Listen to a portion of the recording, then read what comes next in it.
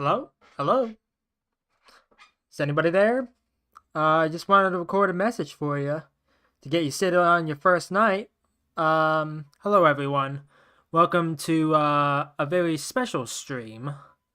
Um, I wanted to just talk about some stuff, play some games. Um, I know a couple days ago I made a stream saying that there was going to be something on June 8th, but I wanted to do something tonight. I was in the mood for something spooky. I did want to make an announcement of a special project I'm working on. I think I talked about it last time I did one of these streams. But I'm just going to be revealing some details about a alternate universe story that I've been working on for the past what would it be, 9 months or so. I made it right after the 10th anniversary of FNAF. And I it's been on and off as I've gone along. I haven't gotten much done, but I wanted to reveal the core cast of characters and try to reveal some plot points that I wanted to include. So when the video goes up later this year of like actually announcing and like showcasing the actual story, it'll be two different versions. One is just like the main like story chapter by chapter, the kind of like novel-esque type story. And the other one it's going to be a lot longer of a process to actually make, but it's going to be a choose your own adventure type story where there's actually like choices you can make that impact the story and like your path. It's like I want to try to make it be like a good versus evil type situation. Um, because the main character of the story I'm writing has kind of a supernatural S type superpower thing. Um, but I'll get into that in a second. Um, but yeah, it's just I'm running two different stories. The main story I'm gonna try to get at least like a lot more progress done.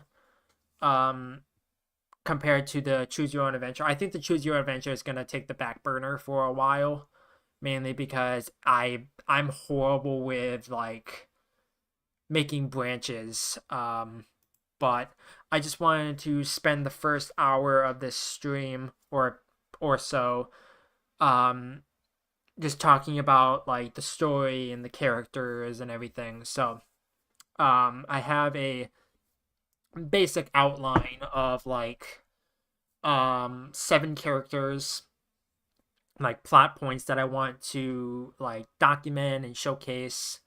So without further ado, let's just jump into it. So this is kind of like an alternate universe about how the missing children's incident that took place in, I believe, the 80s. I believe 1985 is when it was kind of confirmed. Um, but I'm not entirely sure.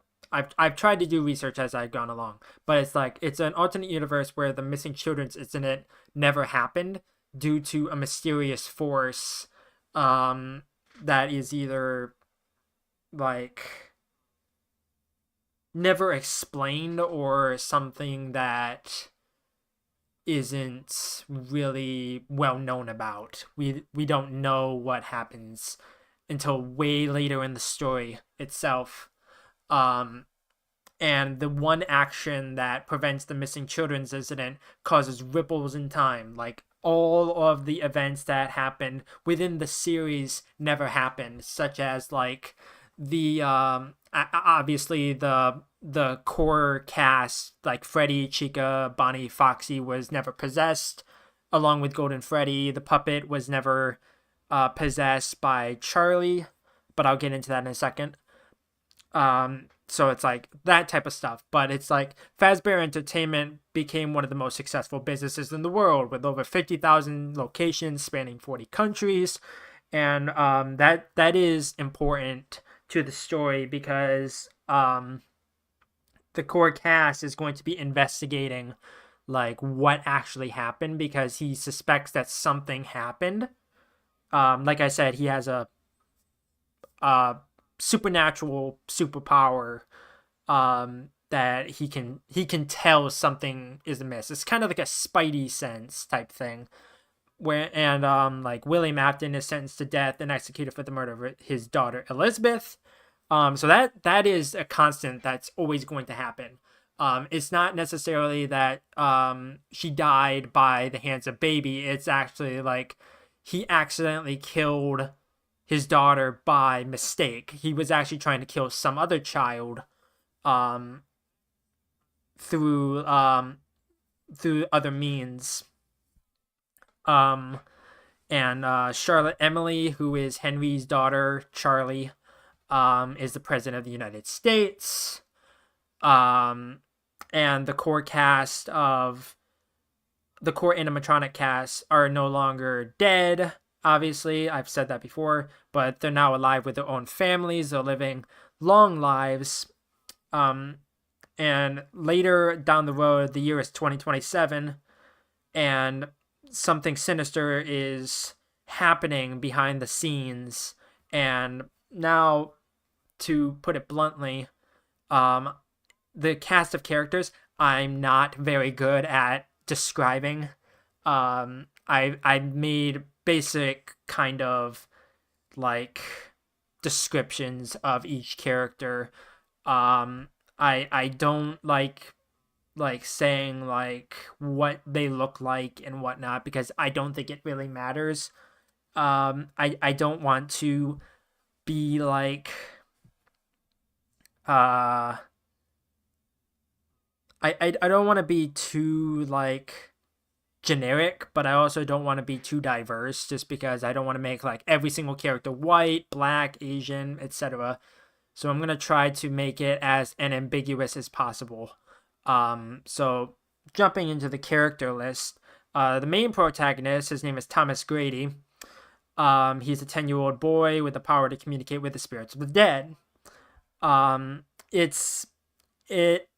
I don't want to say that the spirits that he talks to is like actual like dead children or anything, but it's kind of like the um the life force, like it like the river of time, basically the life force, all of the souls that are across many timelines. Basically, he has the ability to like go into alternate timelines and like communicate with dead spirits from each timeline.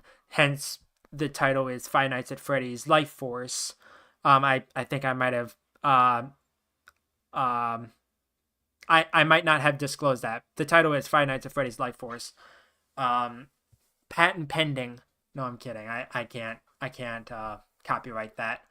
But I just thought it was an interesting title. I made this title back in August of last year. I think I might have said that before.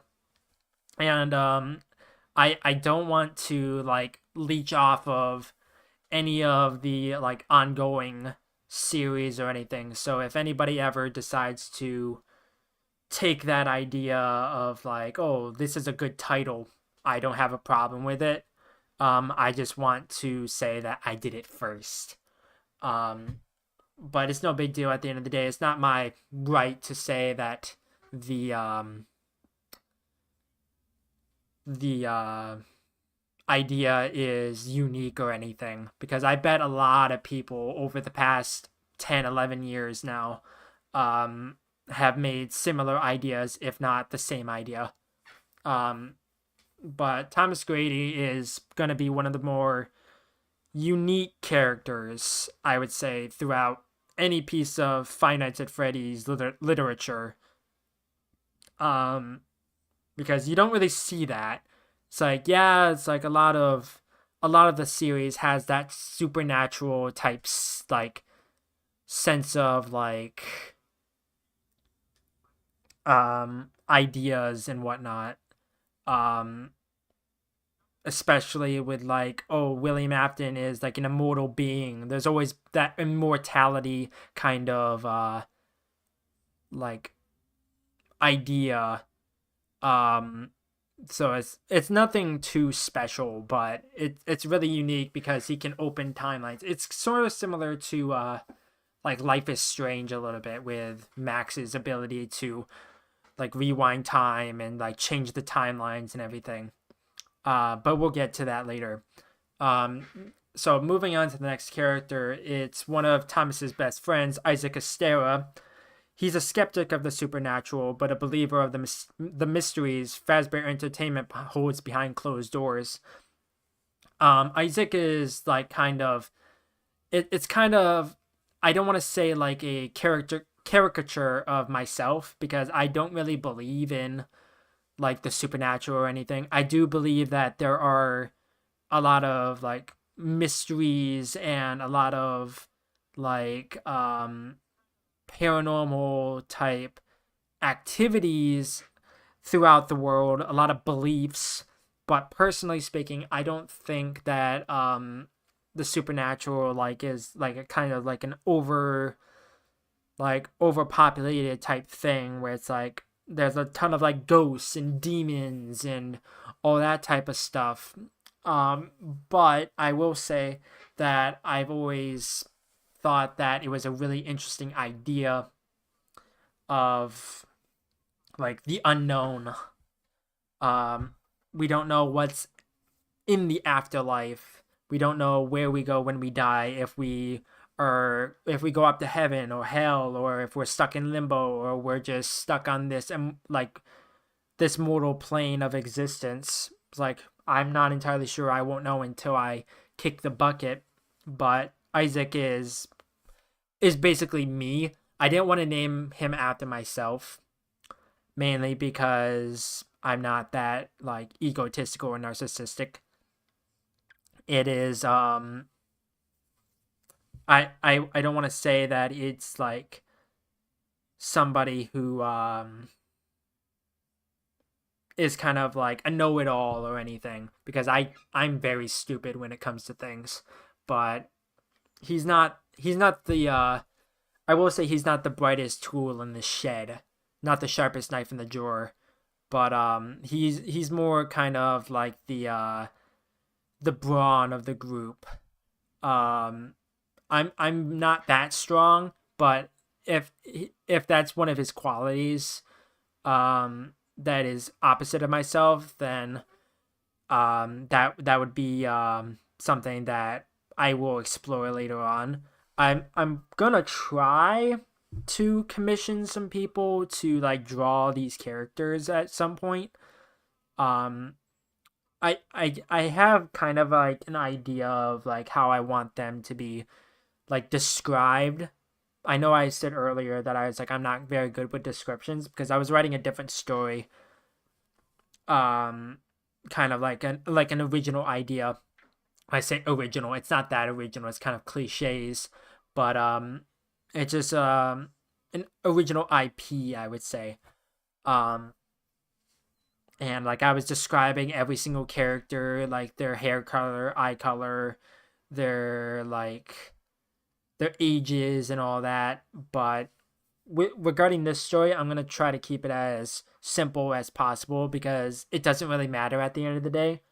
Um, but I will give like certain information to each character as I go along. I will be updating every single thing as I'm writing. Um, I'm gonna try to have something done by June 8th, but I don't exactly know at this point. But anyways, I'm getting off topic.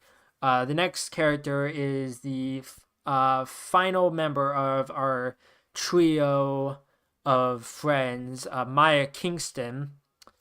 She's like the brains of the group. She's very smart, very passionate about learning, especially about the truth behind everything that has occurred. Um, like throughout the whole ordeal. Um, and it she's I don't want to say she's written after anybody in particular. It's kind of like I'm kind of writing these three characters sort of similar to the vein of the Harry Potter cast, like Harry, Ron, and Hermione, kind of similar to that, but only it's more closer to like my own experiences. Um, because I had a male best friend and a female best friend growing up. Um, at certain points, not at the same time, but at certain points in my life.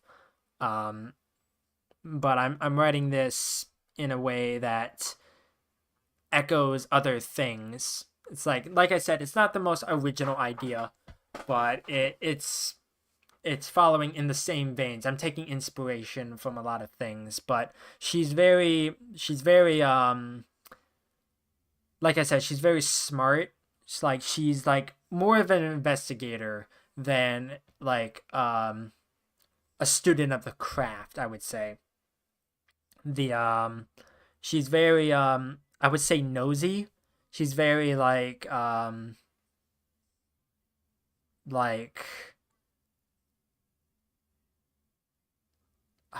what is the word I'm thinking of? I can't think of the word. She's very observant in like the environment, looking for clues and all that.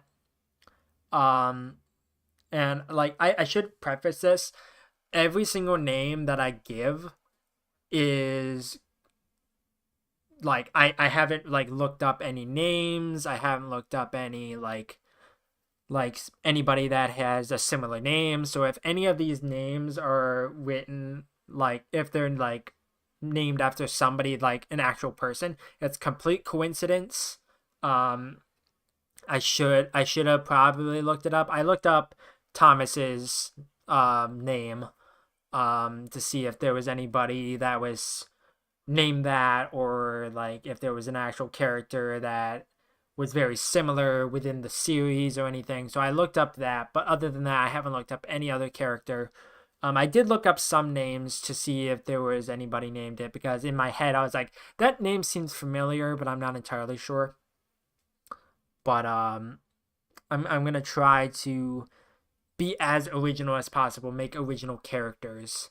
Um, but those three members of the crew um, are very inspirational. I've taken a lot of inspiration from other pieces of media.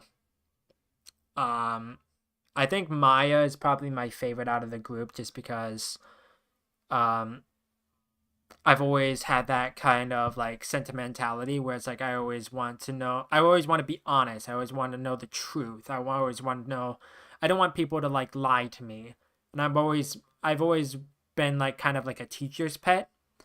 Um I should have probably made Isaac the brains of the group, but I didn't want to make the only girl out of the three members the stupid one.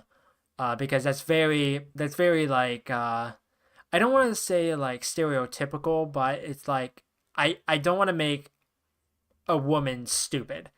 It's like I don't want to make her like be like uh airheaded. Because children should not be that way. Um, but I'm mainly writing each of these characters like by taking certain traits of myself and applying them to each character, but I'm not putting them all into one, just because I want them all to be unique in their own ways. Um, like Thomas has the abilities, and Isaac has the strength, and Maya has the brains. Um, it's like I'm just trying to make each character their own little like special in their own ways. Um, so if I can actually make them be interesting and make them like want to like be like popular, then I have to make them written in a certain way that don't make them boring. Um, don't make them like be like cliched and stereotypical and stuff like that, because that's not good. If you make those characters like really boring and uninteresting, it's not going to be a good story. Um, I'm trying to not make any mistakes when it comes to writing these characters. Um, because if I do that, then it's not going to be good for anybody. Um, especially myself, and the story will fail at that point. It will fail at doing its job of bringing in new readers and new viewers and stuff like that. Um, but anyways, moving on to the parents of Thomas. Tim Grady, the father, works as a mechanic for Fazbear Entertainment, and he's always at work due to the local Freddy Fazbear's Pizzeria's popularity. I kind of made him. I don't want to say in a way where I kind of took a little inspiration from Cloudy with a Chance of Meatballs, with Flint Lockwood's dad, Tim. But it's also like kind of he's written in a different way where he doesn't run his own store or anything. He doesn't like live in a small town or anything like that. He does not have an infatuation with anchovies or sardines or whatever that was. I haven't seen that movie in forever, but um I wanted to make him like kind of like an absentee parent, where he's more like focused on his work than being a parent figure, like a father figure. Um, so it's like I want to preface this that it's like I'm kind of thinking about FNAF Into the Pit in a certain way, where in that story the dad gets possessed by the creature. I believe that's one of his titles. Um, and he's kind of like always at work, always out of the picture, basically. And he's going to be not as important as other characters. Um, Thomas's mom is going to be a lot more in the picture and is going to be more like very focused on being there for her son. Speaking of the mom, Mary Grady, I kind of took the name from Five Nights at Candy's, with the protagonist being Mary or Marilyn. Um, but I also kind of put its own twist on it, where it's not Marilyn Schmidt, related to Mike Schmidt. Mike Schmidt is nowhere near this story, because he didn't start working at FNAF, Freddy Fazbear's Pizza, because of um, all of the time changes, all the ripples in time. Um, so he's kind of like an outcast, basically. But anyways, talking about Mary, she's a reporter whose big break was covering the arrest of William Afton after an investigation led to the discovery of the deceased body of his daughter Elizabeth.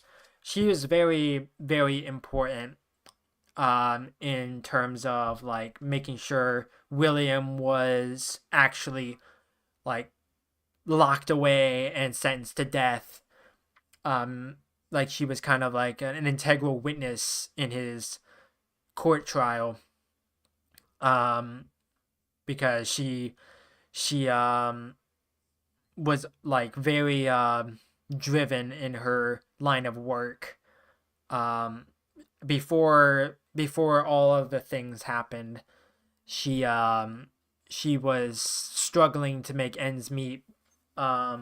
She was kind of like I don't want to say like she was depressed or anything, but she was trying to find like her inspiration and her big break, um in her line of work. Otherwise she was probably going to quit and try to find something else. And that one case that she cracked open, um was due to the fact that somebody tipped her off. Basically, she basically was given some information that led her to investigating Afton Robotics, and the Funtime animatronics. The fun times were not actually possessed at the point of time where Elizabeth was killed. I think I might have talked about this before. She Elizabeth was not killed by Circus Baby. She was killed by William after being mistaken for another child, unnamed child. It's not Charlie because this is taking place well in the future. Um, but it was I I don't want to give too much information away about how Elizabeth died because it's going to be a very integral part of the story. But I will say that the way that it went down was due to outside forces. I That's all I'll say about it because I don't want to spoil too much. I just want to like give as much information as I possibly can as I have it right now because right now I haven't even started writing the story. I've only basically gotten like a basic line of ideas down. And I was basically in the brainstorming part, the brainstorming phase for the past 10 months or so. And I'm still kind of in that space, but I'm going to try to have that done sooner rather than later. But yeah, the Mary is always going to be in the picture, because she's very protective of Thomas. She wants to make sure that nothing bad ever happens to him. Um, and I always feel like the parents were always kind of out of the picture in the series, where there hasn't really been a whole lot of parents that are like asking questions and like trying to like make sure that all of their children don't come into harm's way.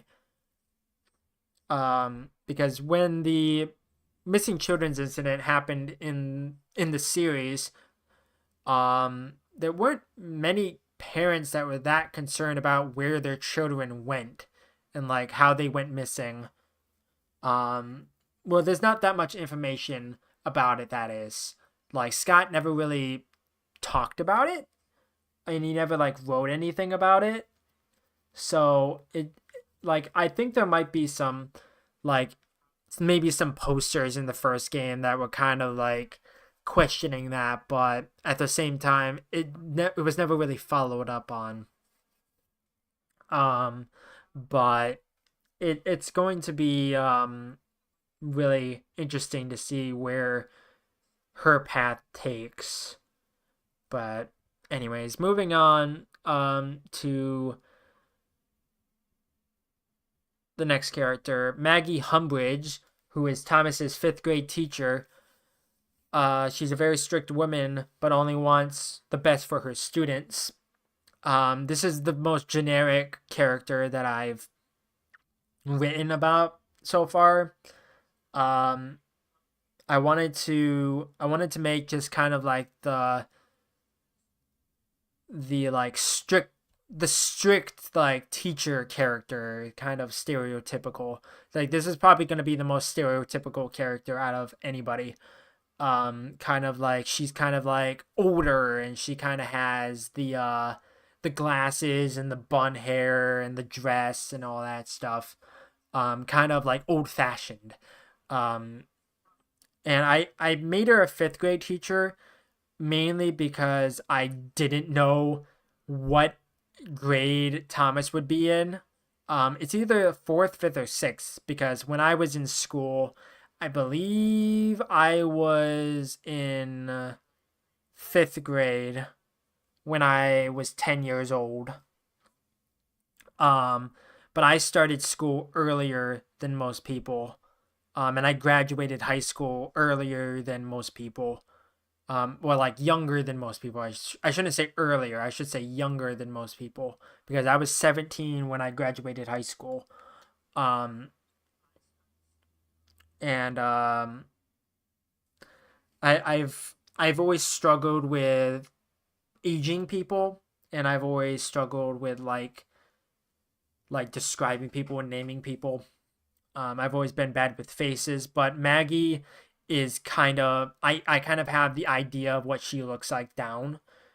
She's more like in her elder years, very old fashioned, like I said, very stereotypical. Um, if I hold on, I'm trying to figure out. I remember there being a character. Um,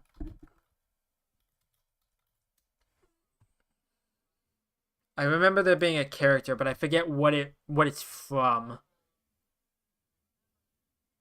Um, hold on.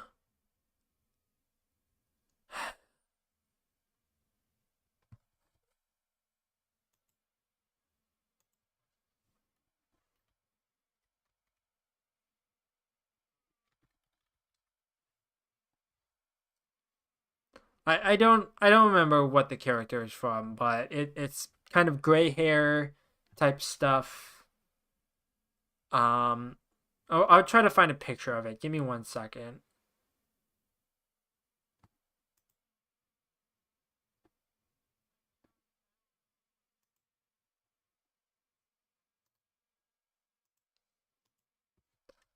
Okay, I think I found someone similar.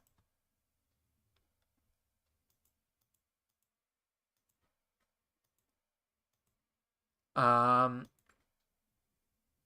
okay, I'm not actually gonna pull up a picture because I don't wanna prolong this section.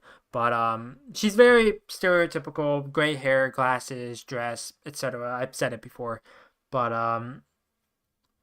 she's very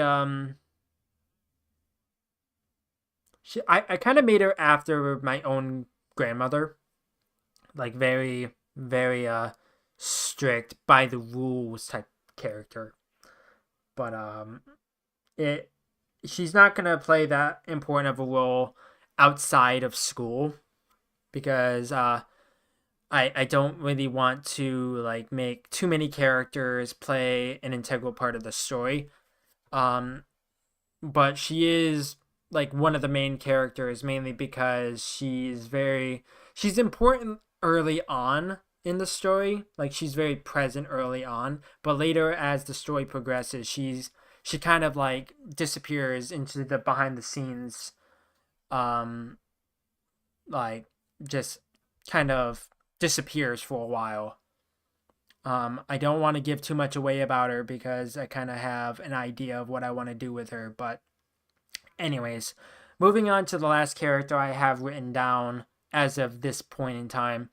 Carmen Giuliano, the CEO of Fazbear Entertainment. She's responsible for most of the success the company has had over the years.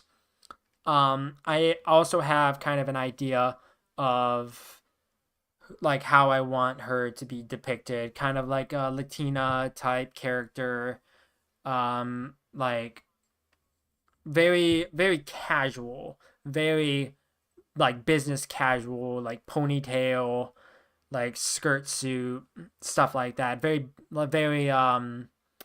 kind of like she carries herself very well. She's very smart, very careful, very resourceful, very strategic. She's very good with finances and everything. Um, and through her leadership, Fazbear Entertainment has, like like I said before, has gone all over the world and has been able to achieve success like it has never seen before. Um, because before in like the actual like story itself, Fazbear Entertainment has failed multiple times and has reopened locations and rebooted itself and like kind of tried to start fresh multiple times and has failed every single time through various means of either the location being shut down due to like lawsuits or fires or whatever. Um, but Carmen has not let that happen a single time in her tenure. Um, she's very like I said, she's very careful and resourceful about how she goes about her business. Um, I don't I don't remember who actually started Fazbear Entertainment. I don't know if it was Henry or if it was somebody else, but I know that FNAF has gone back way further than the 80s. I think Matt Pat might have done a theory about it at some point, but um, as she stands today, she has been working tirelessly for the past 30 years um, to be able to get the business where it is today. Um, and it is she's a very important character in the later sections of the story. Mainly when the main trio goes to investigate Fazbear Entertainment, ask questions, ask be able to like find out the secrets of like the company's past, basically. And she's, I don't want to say very secretive and reclusive, but she doesn't want to let the business fail while it's on like her shoulders, basically. um Obviously she's not alone in the whole business itself, but she's, like I said, responsible for most of the success. All of the success is her doing. um and I want to write her in a way that is very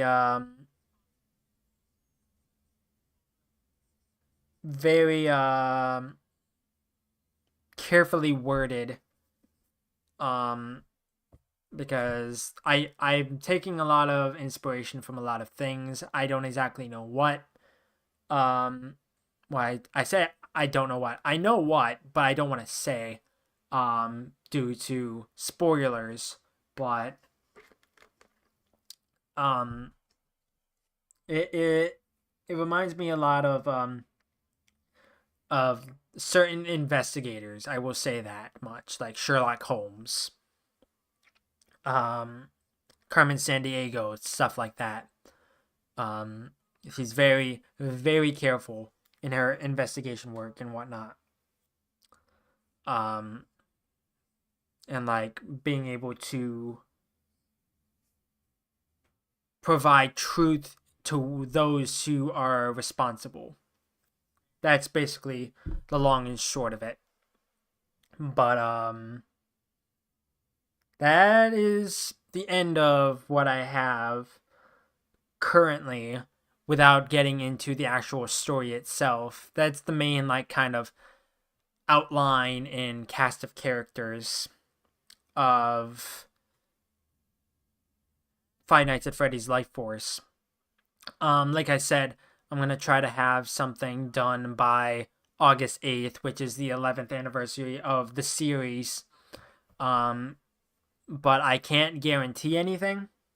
I can't guarantee that I will have it fully finished. I'm gonna try to have at least 10 chapters done by the time it is the anniversary. I'm also gonna try to work on the Choose Your Own Adventure story. Um, I'm gonna try to hire some people to do some artwork, give some teasers here and there. Um, it is I want to be as like as informative about how the cast of characters carry themselves, and I want to be like I'm trying to be as creative as possible to give something fresh and unique that the series has never seen before. And maybe eventually, I don't know about this. I'm just going to put this out there. I do not know. I'm thinking about it. It's like I also kind of want to turn this into like an actual like animation type thing. Get some like voice actors. But that's gonna be way down the road.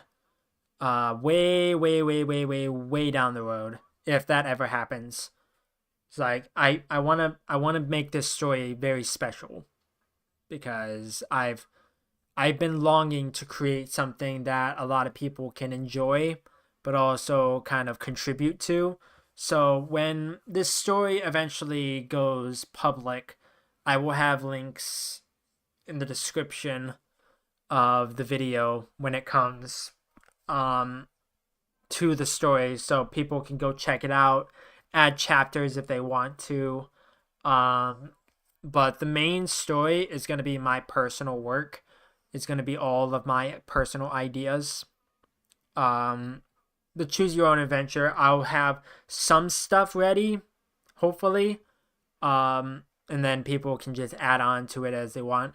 I'm gonna have certain rules and like guidelines to the story because it's like this series has always been about children, and it absolutely disgusts me to see people sexualize and like victimize the kids.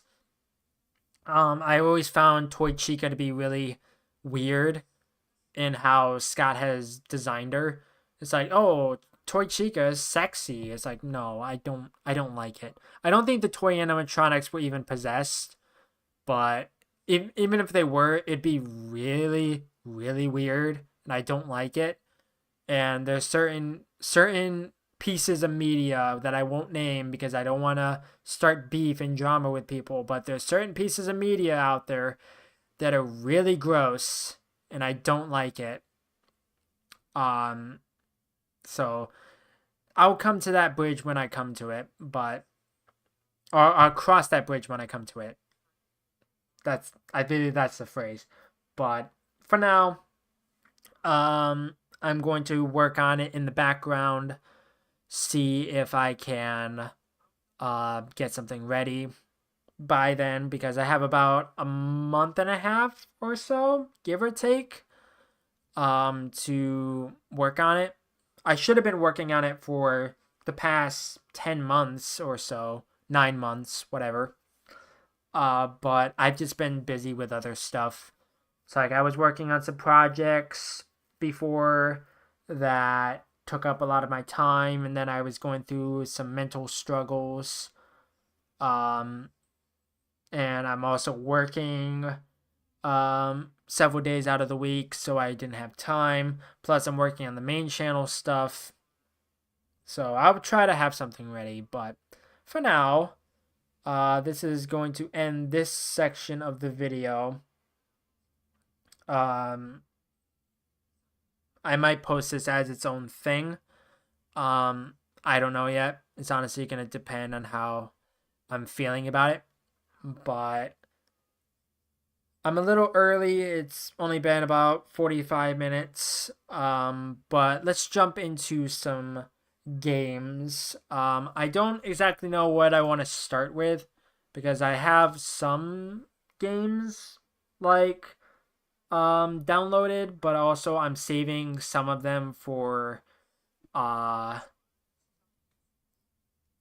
June 8th, which is the actual like marathon.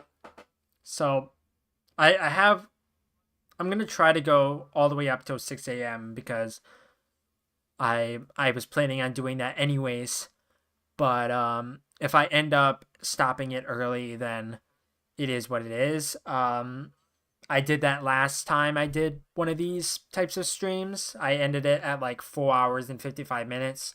So canonically, I quote unquote died due to jump scares, quote unquote. Uh,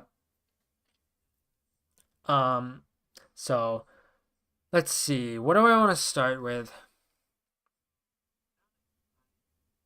I kind of want to. I kind of want to do it in a way where it's like it starts off not as scary, and then as the night progresses, it gets scarier and scarier, or it gets more like intense. Um, because that's how I'm doing it with um the June 8th marathon. Um, I I also want to kind of keep it in a way where it's like similar to the actual games itself, where it's like night one is like not nearly as intense, and then as the night progresses, it gets more difficult, and the animatronics start to attack you more and more. So I think what I'm gonna start with is My Pop Goes. I just bought the game um about an hour ago. And I was thinking about playing it last year, but I ended up not doing that. Mainly because I was so busy with other stuff. Um, so let's start with that. I'm going to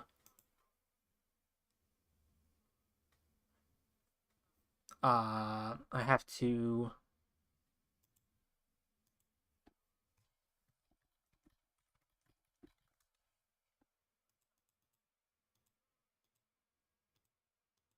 capture it. There we go.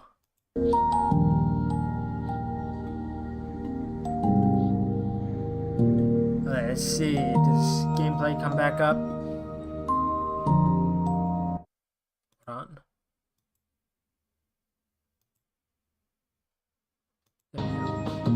Alright. Everything should be recording properly. Hopefully the audio is good. Hopefully everything went smoothly. I just ended the last section of the stream.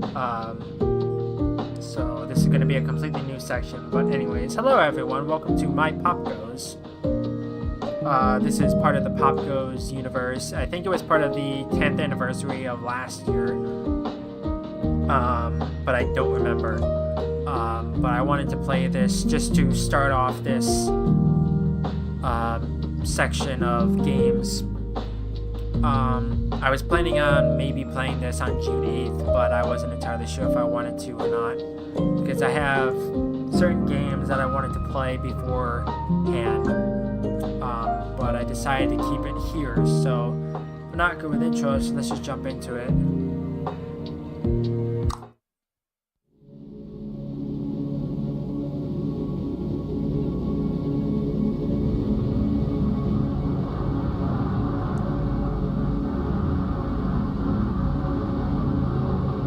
I was about to say, do I have to do something? April 2023. Well, it's currently May 2025, so...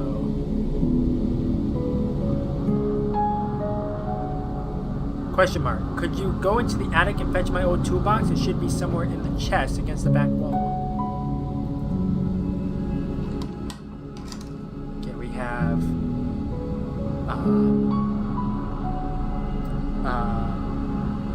painted fingernails. Bonnie, an experiment I did with one of Dad's printers. I'm surprised it's still intact. Okay, this controller is very vibratory. 15 years earlier. Oh. I just unplugged my controller because it's very vibratory. Bonnie. Happy birthday, 10. Of course it's 10 years old. Dear Bonnie, happy birthday. First of all, I'm so sorry that I'm not able to be with you today. I've been up to my neck in work, but I know you hate that excuse. I'm just hoping you'll forgive me once you open up your present.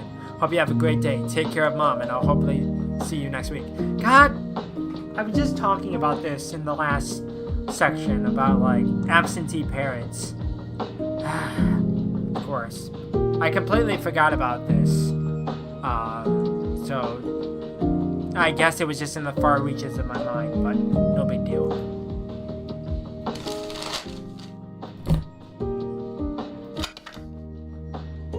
Also, I'm not going for full completion on this game. I'm just going to be playing it for about an hour or so. So forgive me if I don't find every single secret. I know that you can like go out of bounds in certain sections and find secrets and like all that stuff, but I don't know. When you first showed me your little Pop Ghost character, it reminded me of my own excitement of Freddy Fazbear's Pizza and its characters when I was around your age. Of course, you never get to experience Freddy's like I did, and maybe that's a good thing, but a few months ago I wondered, what if Pop Ghost could? So here's your present, a miniature of Freddy Fazbear's Pizza with a twist. Instructions. Your Pop Ghost has visited Freddy Fazbear's Pizza. He's thirsty, hungry, and bored. Hey, he sounds like you. When you start a day of My Pop Goes, you need to stop 3 meters from hitting 0. If they do, Pop Goes passes out. Or maybe he dies. Up to your imagination. To keep him entertained, don't hold any buttons. He'll listen to Freddy's music. To give him a drink, hold the left button. He will use the vending machine. To cook pizzas, to feed him, hold the right button. He'll use the pizza oven. And to feed him pizzas you've cooked, press the middle button. Each pizza fills up the bar about 30%. That's it, 3 buttons. You can handle that. Enjoy and happy birthday. I wonder if there's more we can do with Pop Goes and your other characters. Dad. Okay. Guide for the campaign mode. Oh. I was supposed to say. What? Day 1. Survive until 6 p.m. Okay.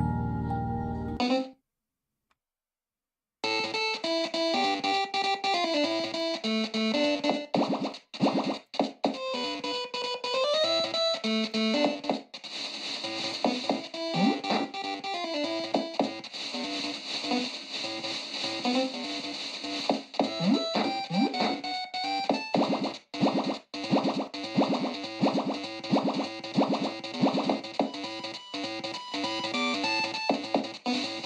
is gonna be really hard out, like, real fast.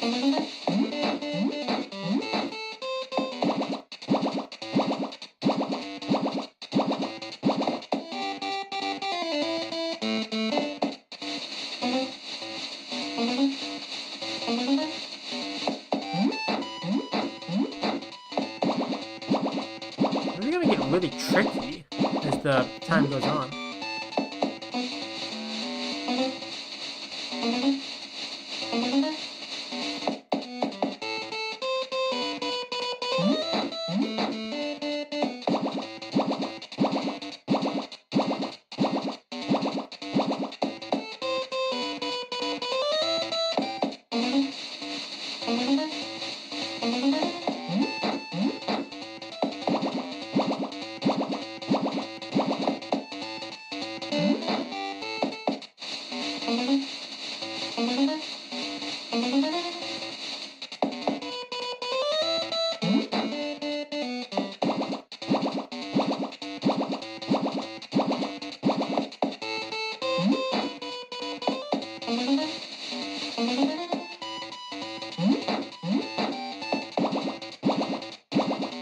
It's only 4 p.m.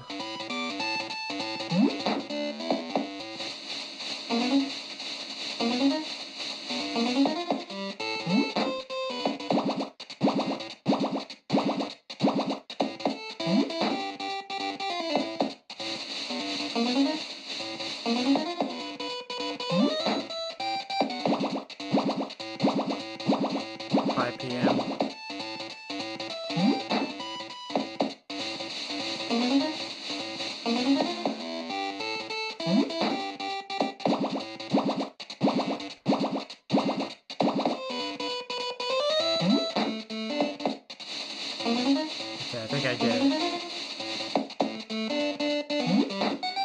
There we go. Not too bad. You win. I won what? Piece of cake. Day 1 of the campaign mode. Okay. So...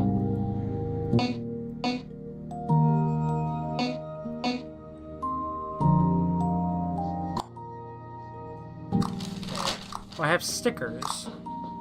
Arcade Blake.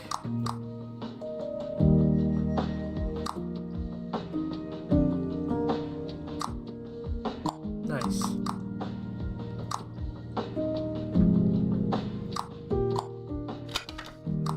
Do I have a diary? Pop goes the weasel.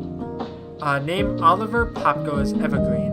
Isn't that the name of the next Pop goes game? Pop goes Evergreen? Species least weasel. Is that an actual name of a type of weasel? I don't know. Age 21, gender male. Birthday the 26th of June. Body color earthy brown. Special color green. Role singer and leader. Likes music, his friends, apples, art. Dislikes bullies, ghosts, the dark. I'm not afraid of the dark, I'm afraid of what's in the dark. After Freddy Fazbear's Pizza closed down, Freddy gave Popgoes his black hat so that Popgoes could take over the role of singer at a new restaurant in England called the Popgoes Pizzeria. Popgoes is very friendly and positive, and he plays and performs with his friends in the restaurant and also in the local forest. Okay, is there anybody else?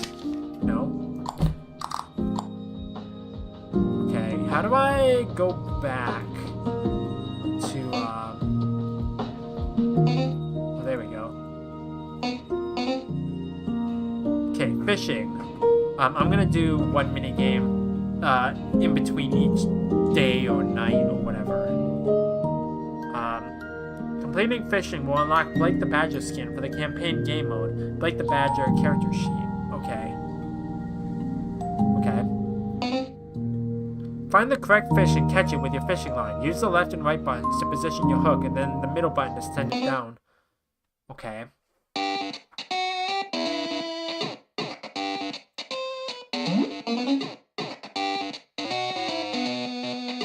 Why are there 24 though?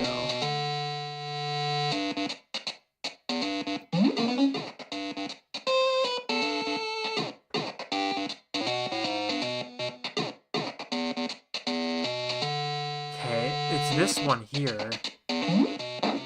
God damn it.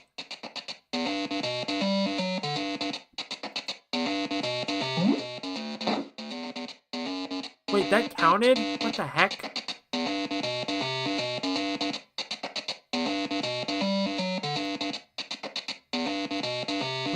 Which one is which? Man, this is gonna be really hard, really fast. It's this one here.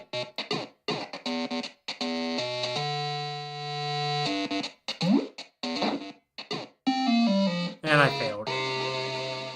Okay, that is hard. Why is it 24? Is there any other types of games?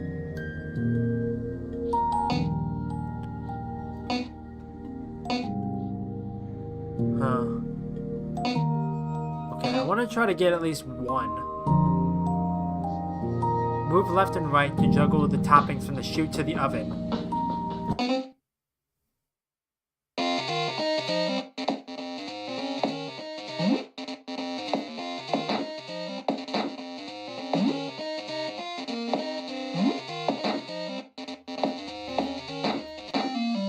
There is no way. I'm not skilled at this.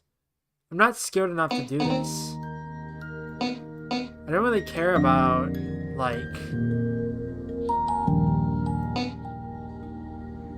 I don't really care about, like, all the, skins. It's not really all that interesting to me. So let's just do the main campaign then. Day 2. Okay. What are the actual days like? Day 5 is the hardest, obviously. So it seems like day 3 is pretty balanced compared to day 1. Day 2, hunger is not nearly as important compared to thirst and boredom. And then day 4, hunger and thirst are the more important ones, and boredom's not as important.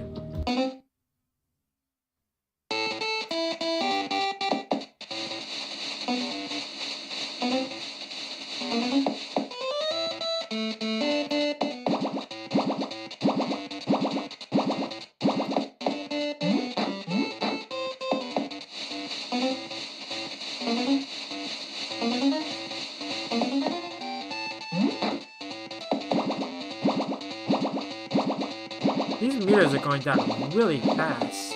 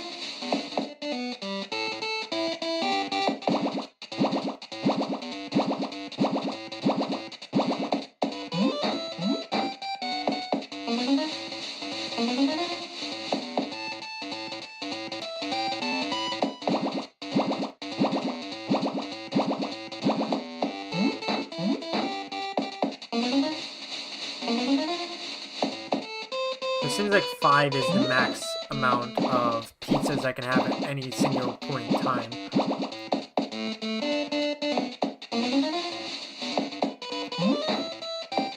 It's good to know.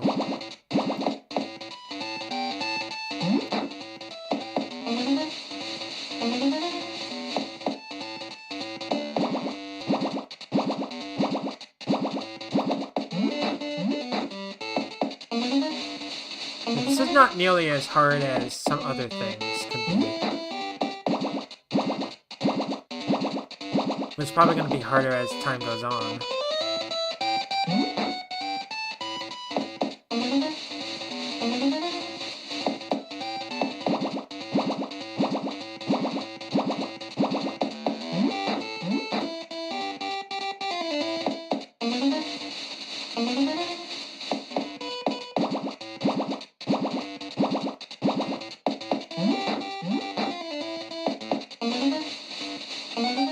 There we go. Not too bad. Not too bad at all. You win. You're a natural. Nice. I like the little artwork. It's really cute. So I'm getting stars, it seems. Oh, I have another thing. Got a Pop Goes plushie. It's cute. And Freddy's scythe. Does he have a scythe? I don't know. Okay, character cartridges. I was watching, actually I wasn't watching, I was looking at the store page. And apparently you can unlock different, like quote-unquote stages. One is, Candy's Burgers and Fries, from the Five Nights at Candy's universe. Another one is, The Joy of Creation, I believe. And I think another one is Pop Goes, but I'm not entirely sure. Toys, not canon.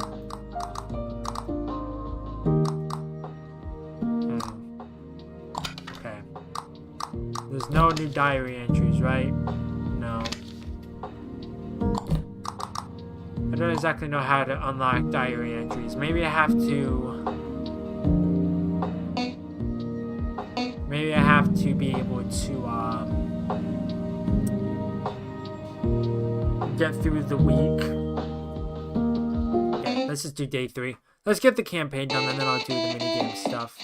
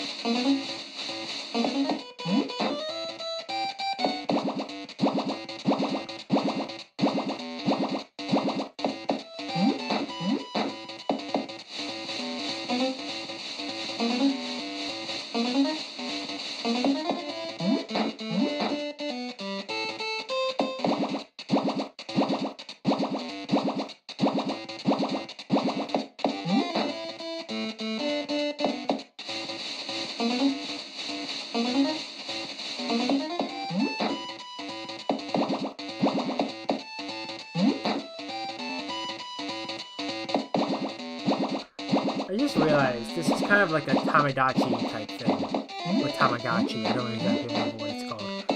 And I just ate all of my pieces by accident. I wasn't paying attention. I looked over at chat.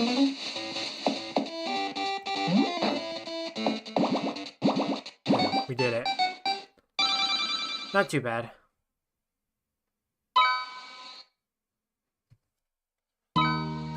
I told you. Beat day 3. You told me what? What did you tell me? Also, I got some more stickers. Candy the cat.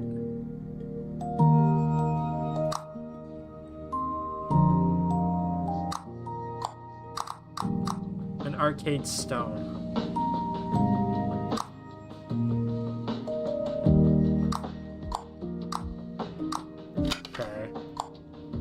I get on day 4? Another 2 random stickers?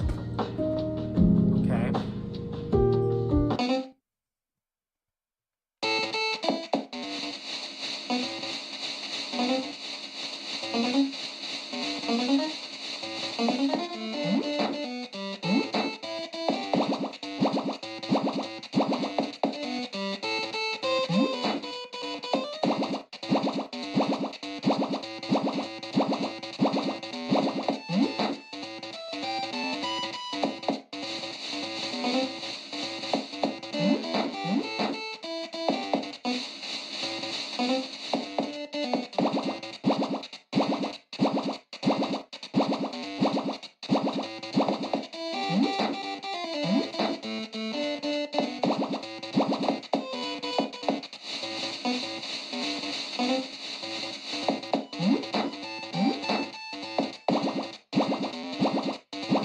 Hard out as day 5 comes about. Don't have any pizzas.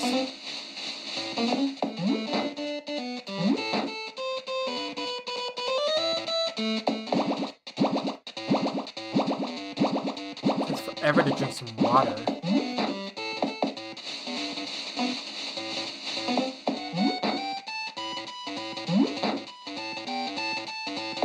I missed the button and that's what screwed me.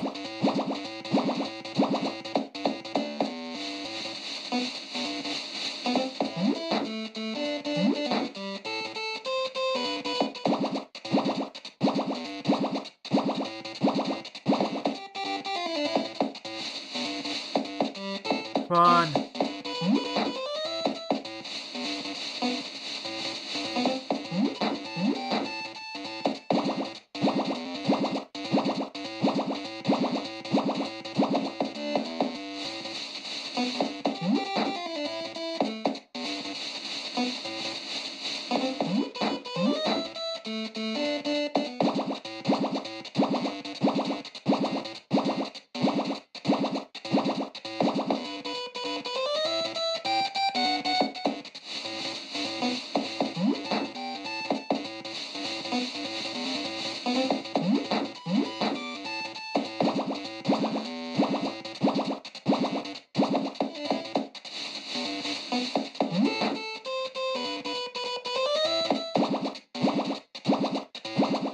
So close.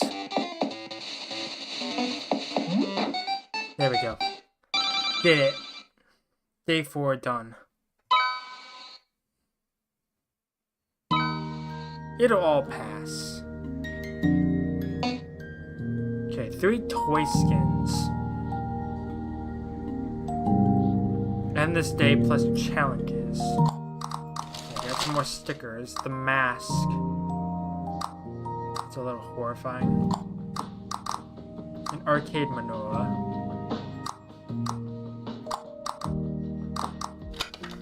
Okay, the last day is gonna be the hardest. Minus all of the other stuff. Alright, let's do it.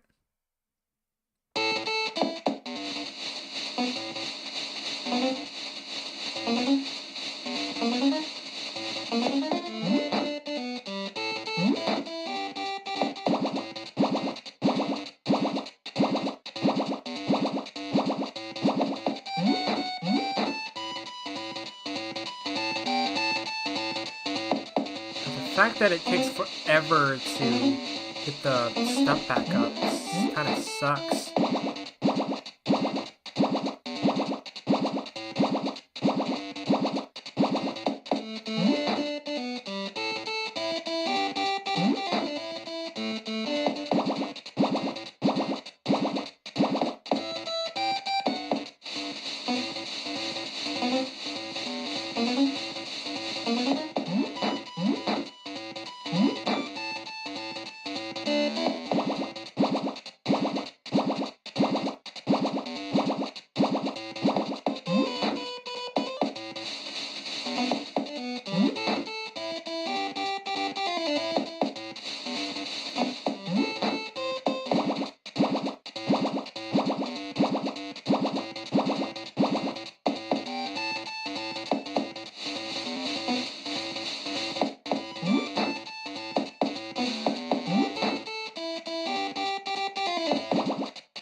I'm not gonna make it, am I?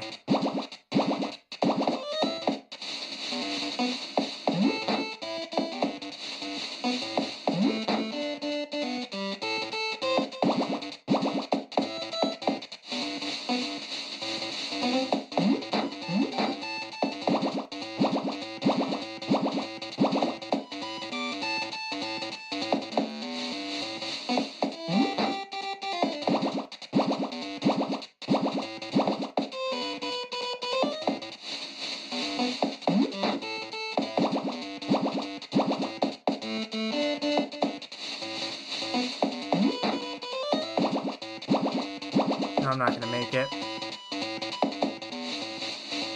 Yeah, I'm passed out. I made it to 5. Not too bad. Man, that's hard.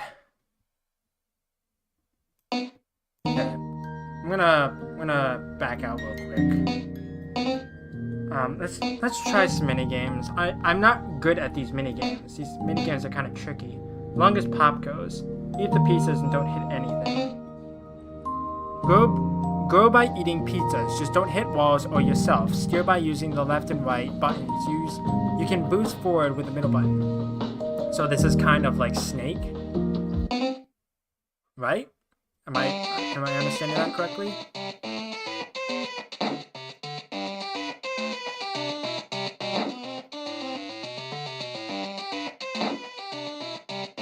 So this is where a secret can come into play.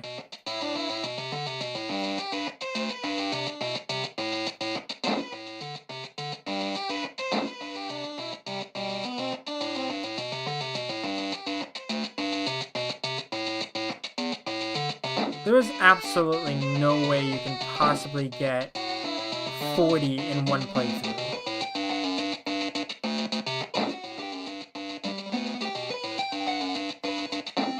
God, I hit the button too late.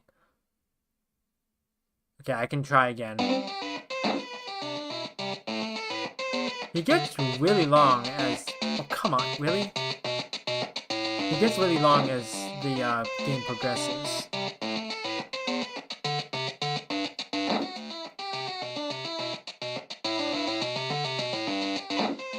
Oh, come on, really? The game is expecting a lot out of me regarding these minigames.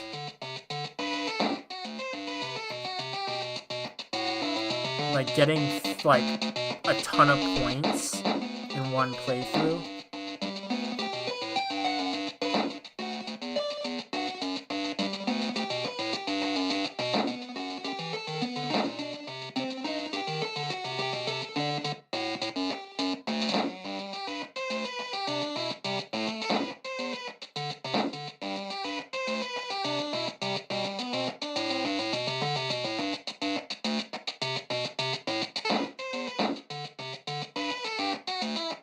I almost didn't get that in time.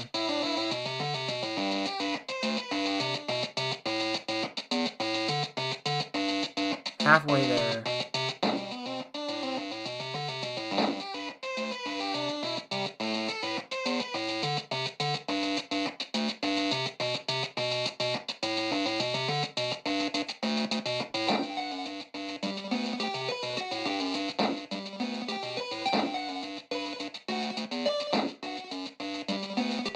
I went the wrong way. Crap.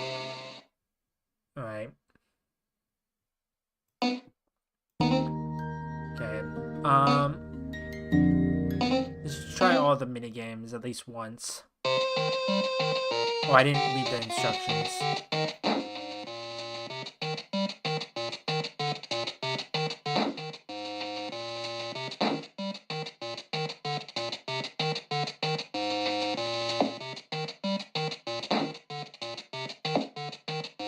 Oh, I see. I was wondering what this was wanting me to do.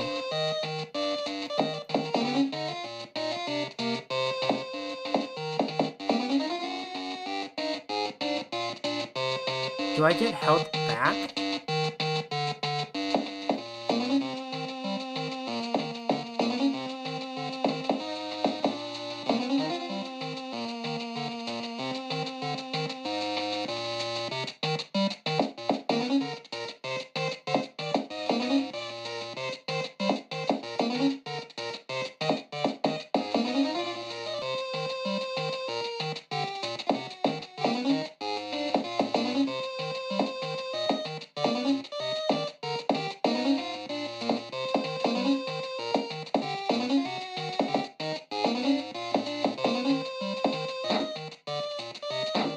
gonna die.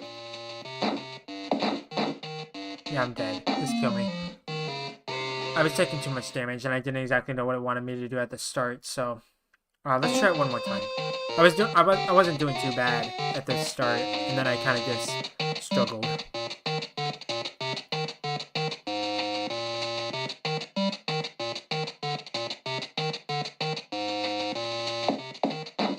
Oh, God! Are you freaking kidding me?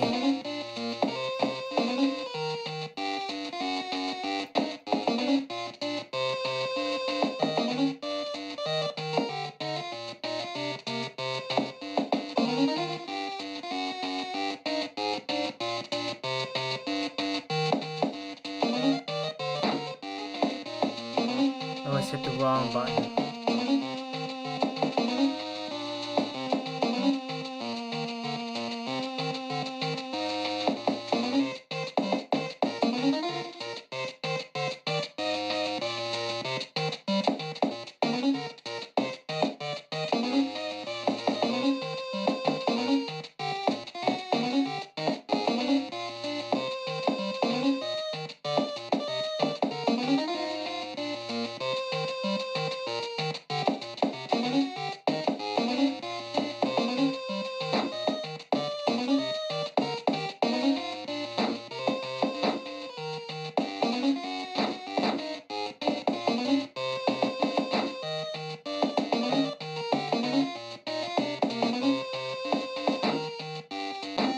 Yeah, I'm dead. Man, that's hard. I don't quite understand why this is so hard.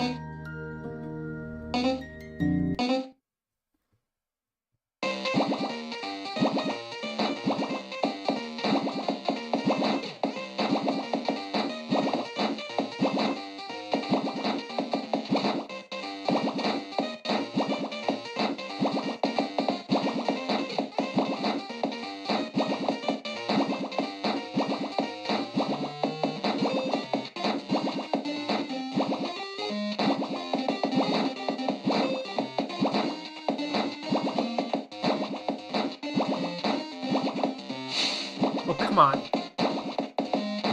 I had it, but I hit the wrong button.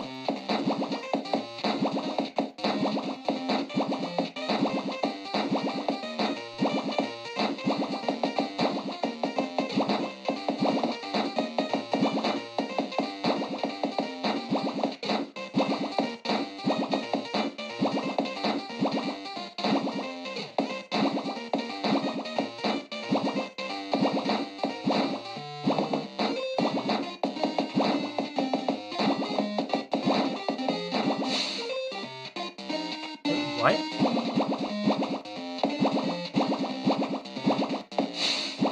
I don't understand. I don't understand. That was not clear.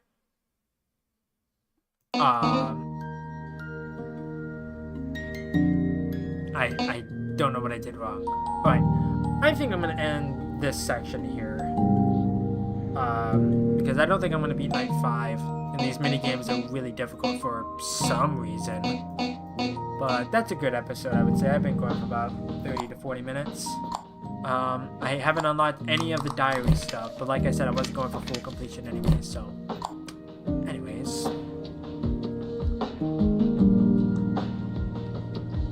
Alright, okay. So let's move on to the next game.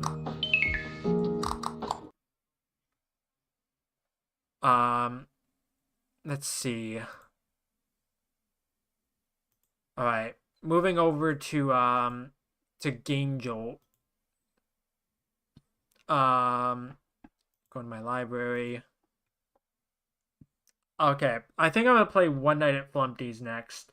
I did this the last time I did a FNAF marathon. I never finished it, because I died. And I was like, I'm tired, I'm gonna go to bed. This was the last game I played in my initial, like, marathon. I had another game playing afterwards, but I decided not to play it. But, let's play One Night at Flumpty's. I need to... I need to bring up the game capture.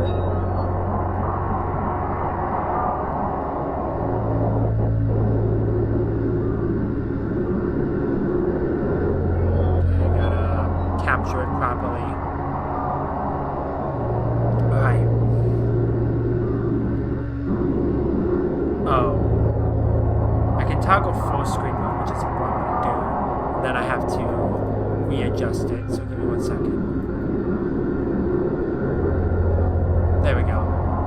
Okay, wait for playback to fix itself. Okay.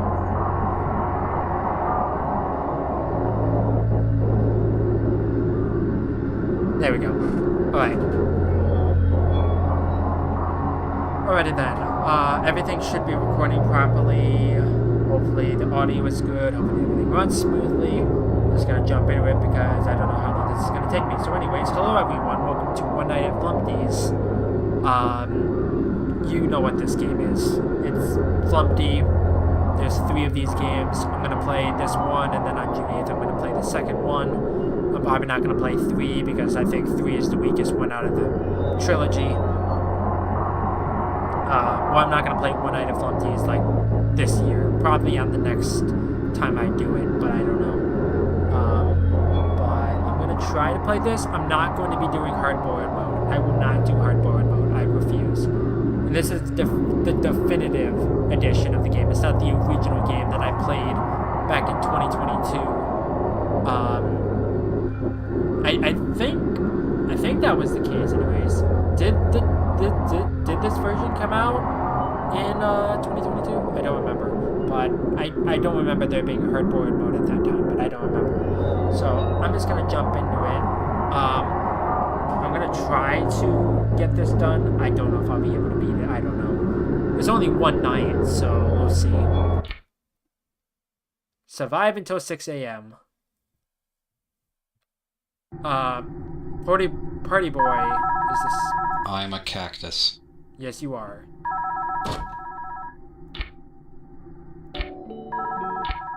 Hi, I'm Flumpty Bumpty. I'm an egg. I'm immune to the plot, and I can transcend time and space. Smiley. Also, I'm coming after you. You can figure out the rest. Have fun.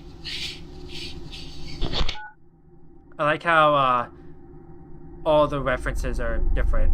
Like, this was Winnie the Pooh before. Smiley wasn't here.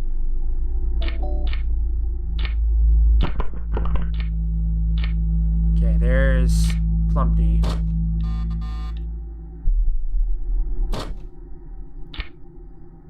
Oh, he's on his way over.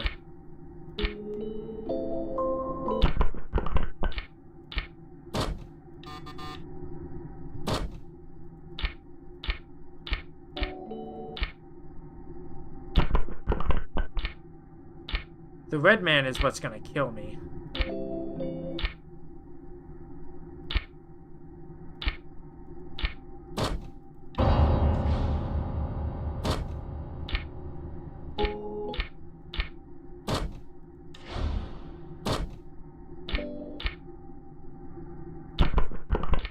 I forget how long the night actually is.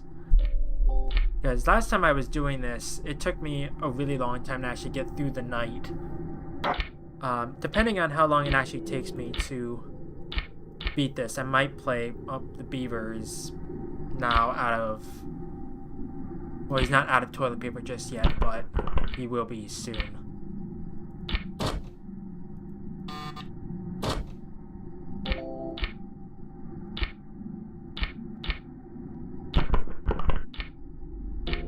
They're together. It's 1 a.m.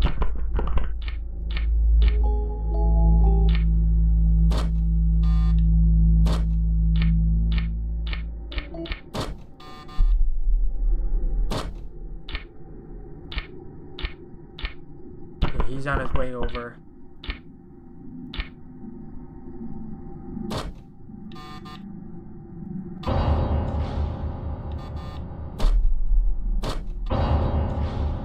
God dang it.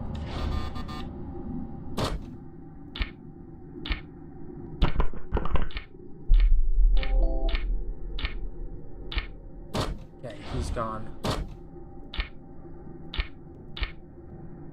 Like I said, the red man is what's gonna kill me. He comes out, I believe, at 3 or 4 a.m.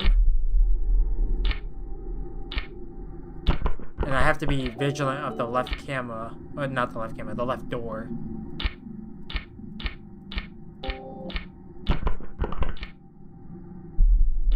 I forget what the eyes actually do for me. I don't remember. I didn't mean to do that.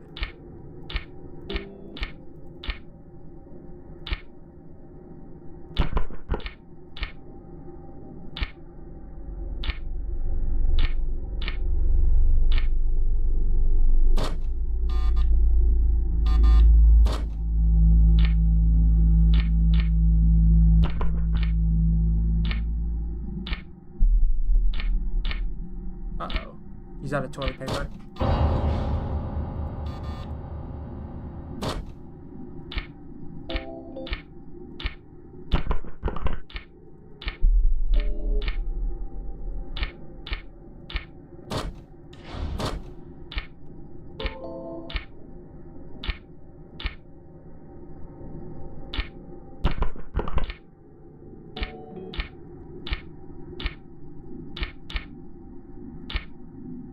There's Flumpty.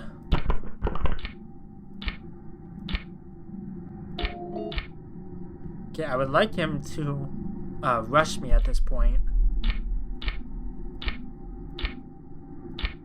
Because he's got to eventually.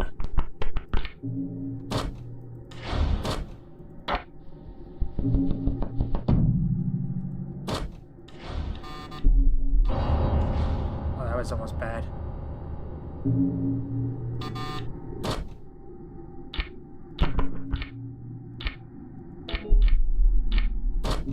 Yeah, he's on his way over.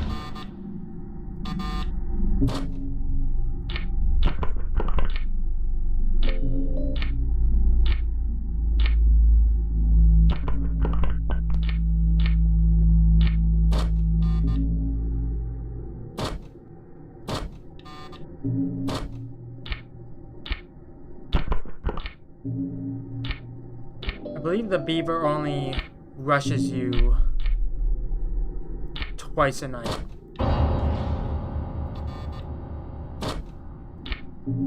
Oh, here comes the red man.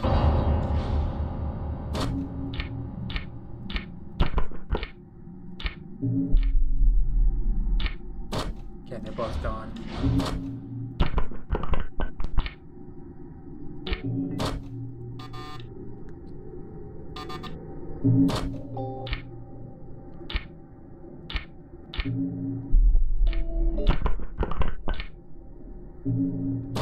Wait, I was about to say, is my door not powered at the moment?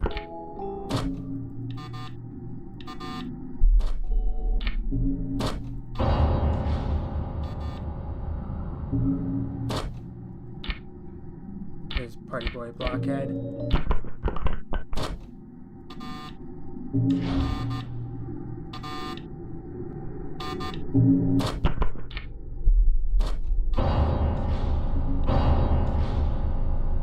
Dope.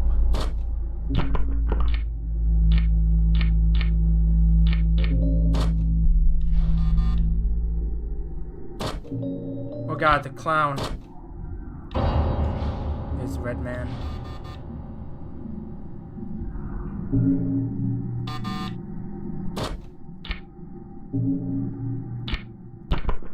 Okay, this guy's gone.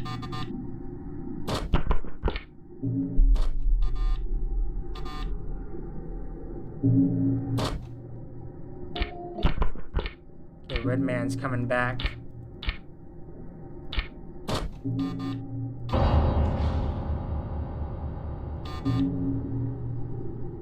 It's 4 a.m.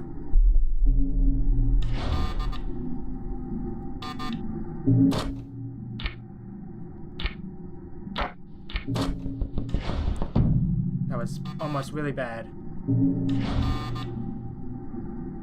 It's 5 a.m.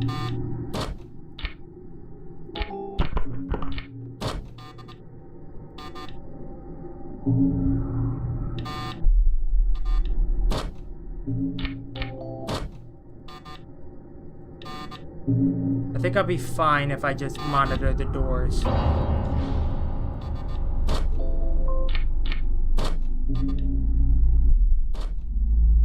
Yeah, I think I'll be fine.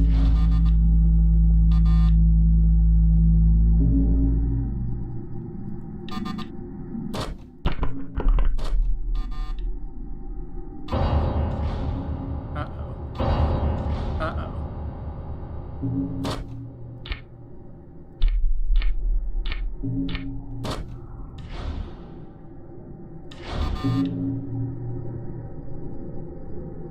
Come on, end the night.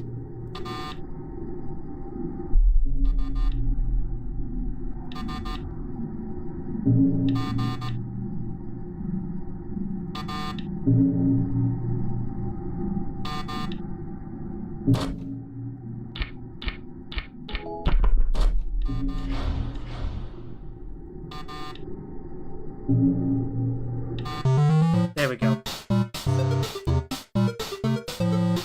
Damn.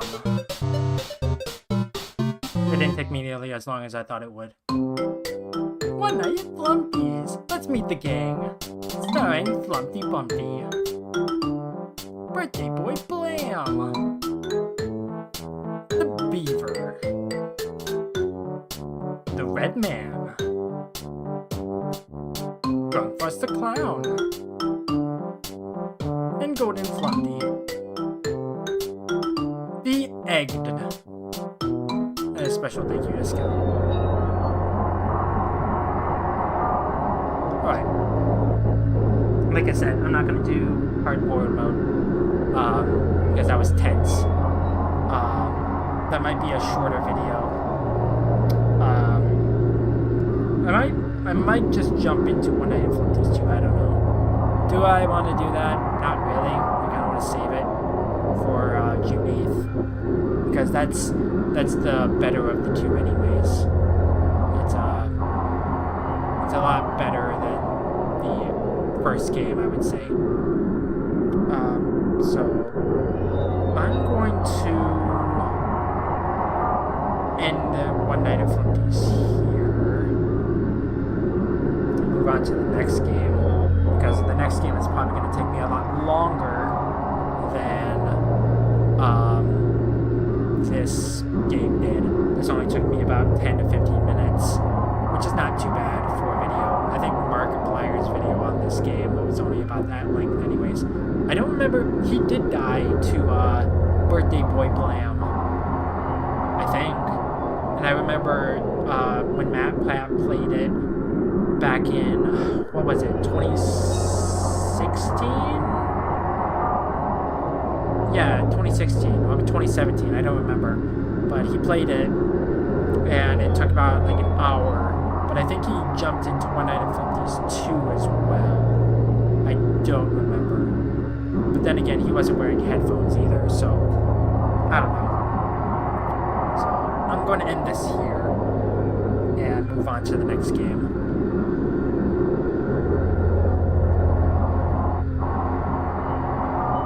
Okay, how do I get out of here? I just need to Alt F4. Yes, I do. Alright, alright.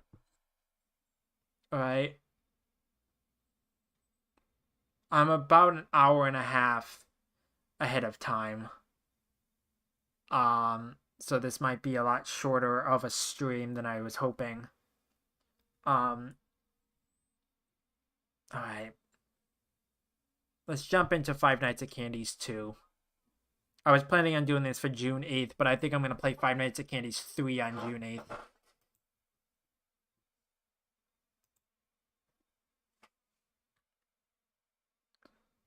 Warning, this contains jump scares, etc. Hold on. FNAC 2.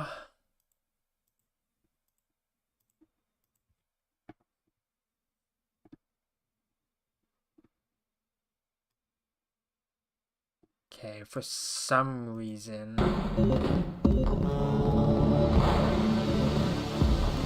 I don't know if the game is capturing properly. It is not. I don't know why it's not captured properly.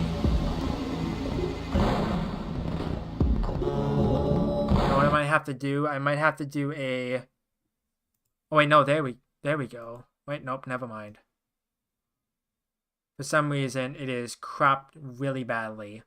Alright, I think I'm just gonna have to do a full display capture of this game. So, hide that.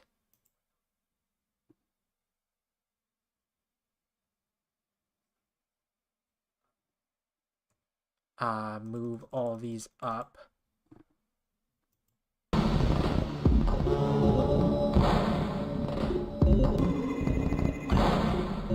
Alright, let's see if this is now captured properly.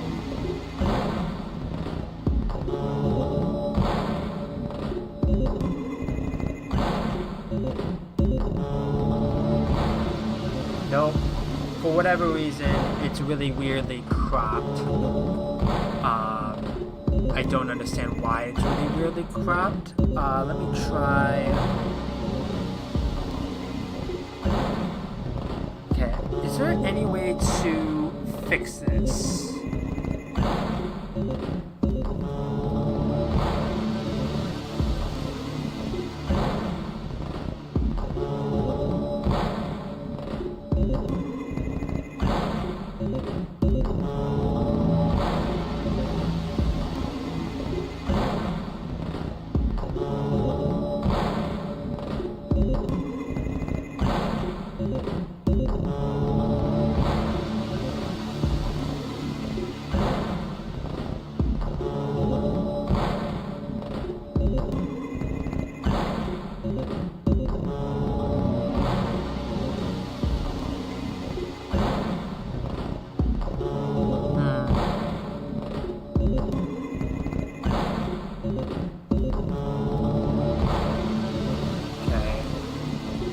For whatever reason, it's not fully, like, doing what I want it to do.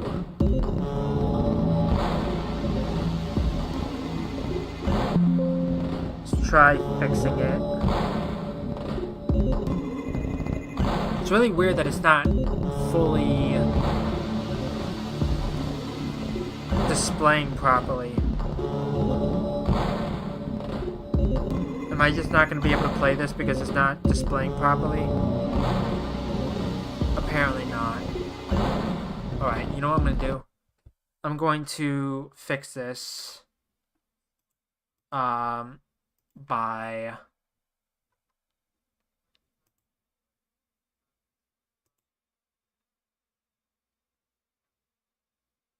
doing this.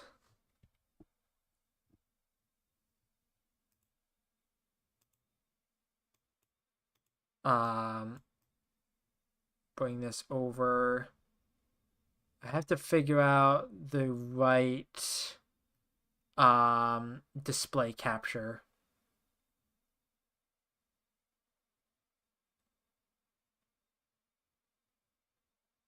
Okay, I think that's probably as good as I'm gonna get it. Apologies, I'm trying to figure stuff out.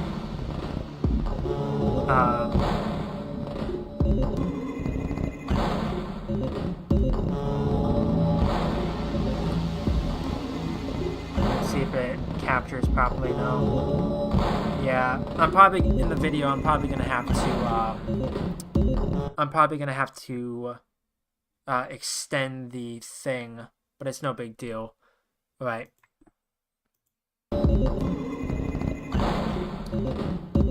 Okay, so everything is not recording properly, but hopefully the audio is good and hopefully everything runs smoothly. I'm just gonna jump into it because I want to try to beat this game. Probably not going to be able to, but we'll see. So, anyways, hello everyone. Welcome to Five Nights at Candy's 2 at long last. It's been several years since I played the first game, the remastered version, anyways. I was hoping that in the meantime, this game would have been remastered eventually as well. I think Emil Mako said that he was working on it for consoles, but I don't know. I do not know if that is ever going to happen. And there's another version out there that is FNAC but better, and I feel like that's not really my cup of tea. I don't think somebody else other than Emil Mako should be making that type of game. Flaws and all. But this game I've never played before. I played the first game, and that's it. So I'm going to try to get this done. I was just watching Markiplier play through it a couple days ago, and I got up to about night 3 in his playthrough. But I wanted to try to beat this game on my own. So I'm not doing intro, so let's just jump into it.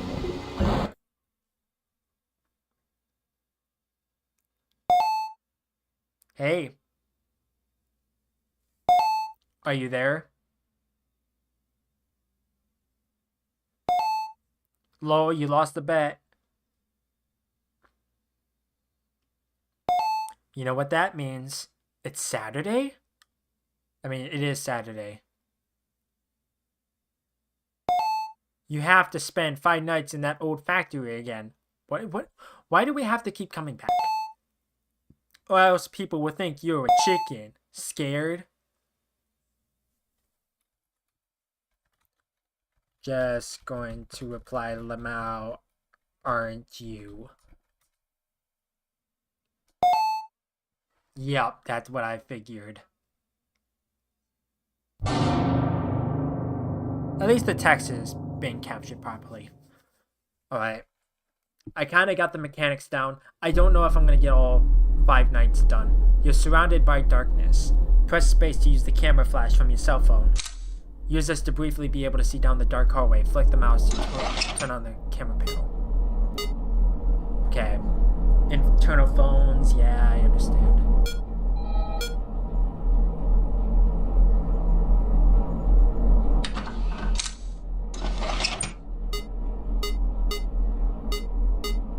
I believe Cindy is the only animatronic on this night.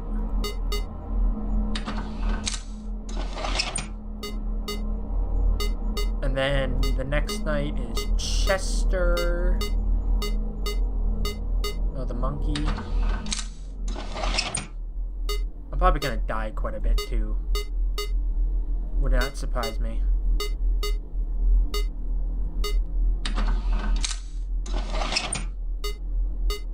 I don't know how long I'll be going for either in this game.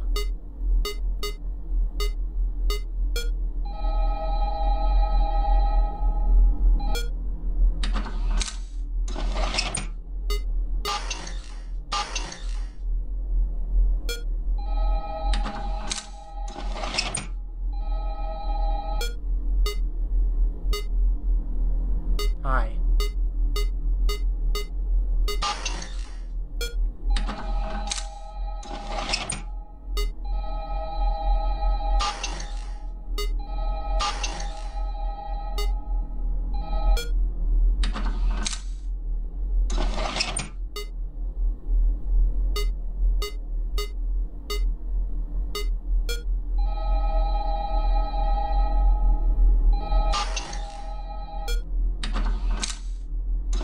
It's 1 a.m. It's kind of spooky playing this after dark.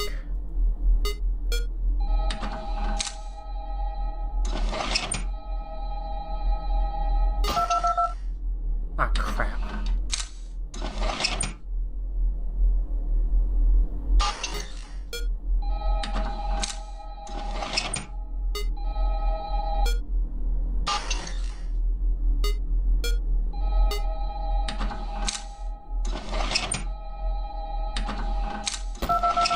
Ah, crap.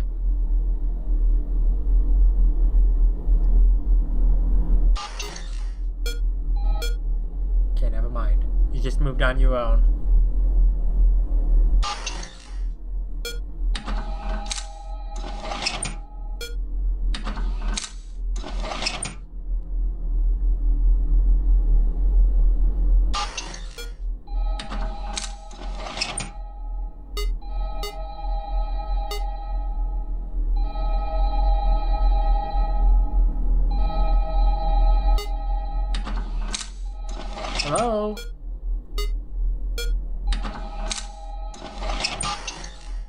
Thank you. I don't know why you didn't go in the other room. Maybe they can only go if they're in the hallway?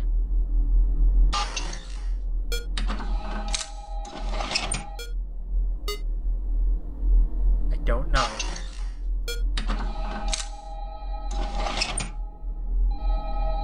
Stop.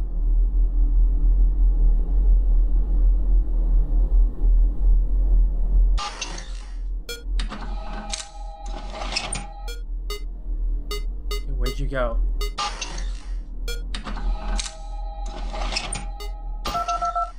Ah, crap.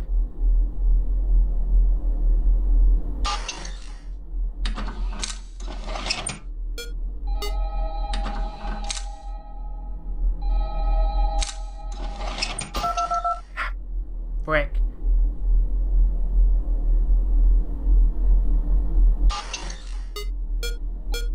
Never mind.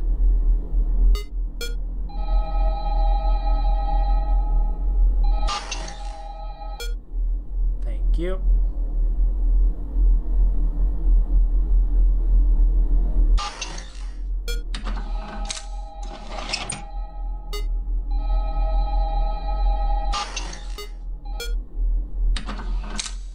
Gotta be very careful with how the phones work.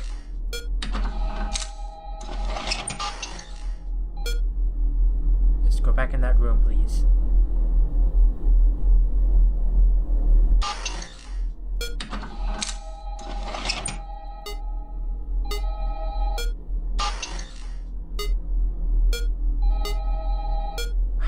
She's moving very quickly from room to room.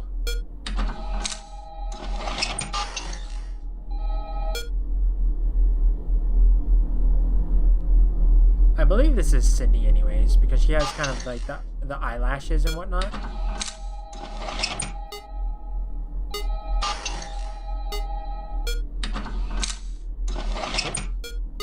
I was about to say, where did she go?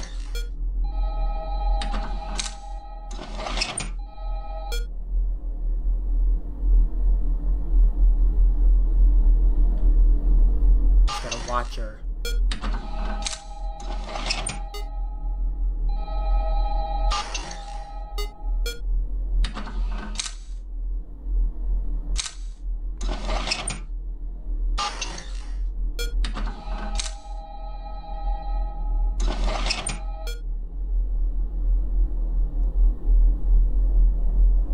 Jumps the 6 a.m. sound effect is not going to get me. I guarantee you.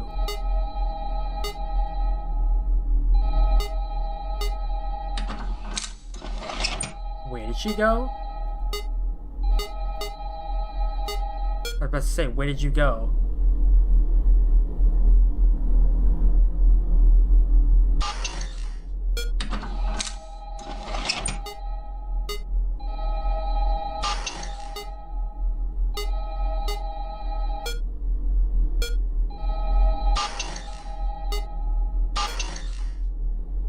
There we go.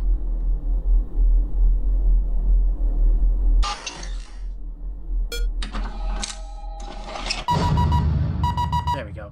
6 a.m. That night lasted a lot longer than I thought it would. Okay, mini game.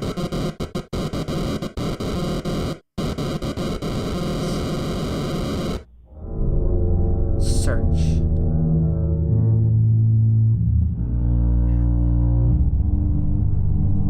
Hold on. Anything up here?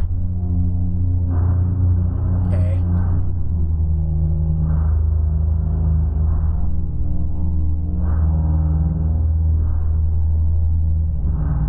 I don't know what we're looking for. I don't remember. Okay, there's blank.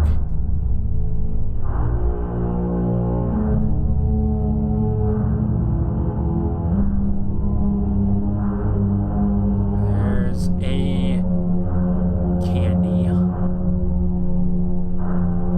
Key. We're in the office. 1989 is on the calendar. I believe after this night ends,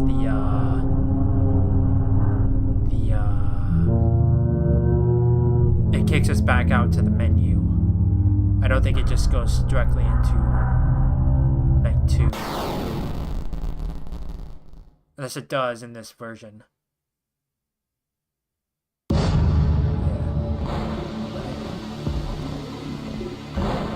Alright, I really need to pee. Like, I've been drinking a lot of fluids, so I didn't have to go earlier, but now I really have to go. So I will be right back, and we will continue this playthrough. So give me 1 second.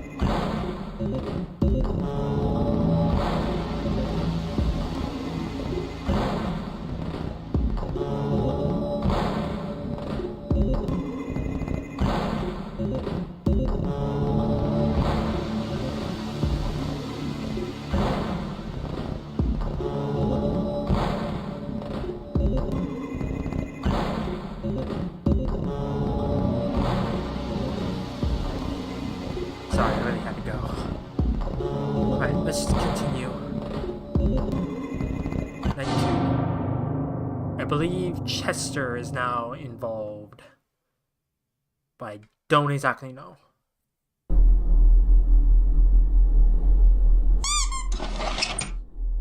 One of the animatronics will attempt to climb into the ventilation systems. Yes.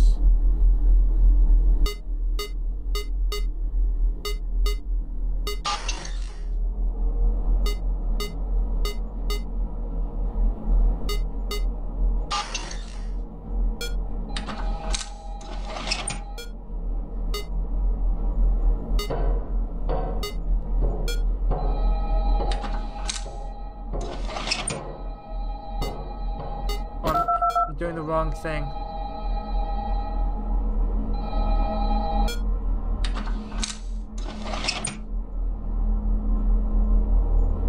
I was doing the wrong camera.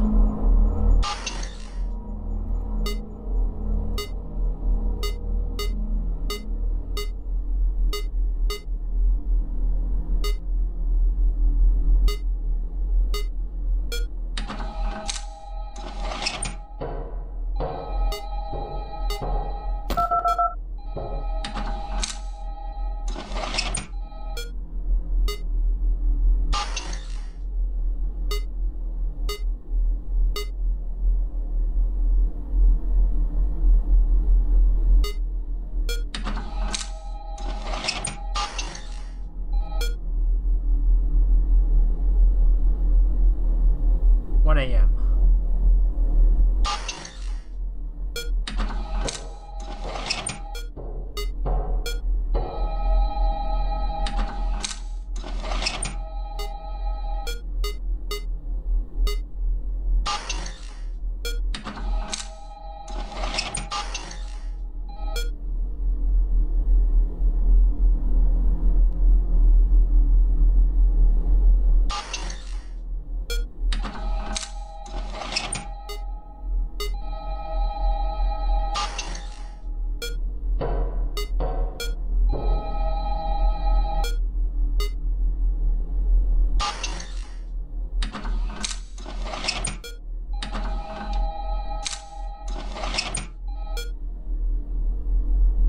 Not doing too bad.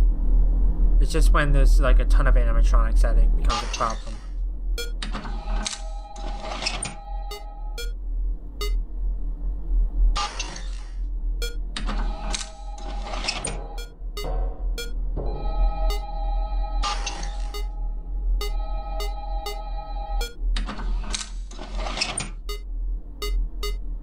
she go?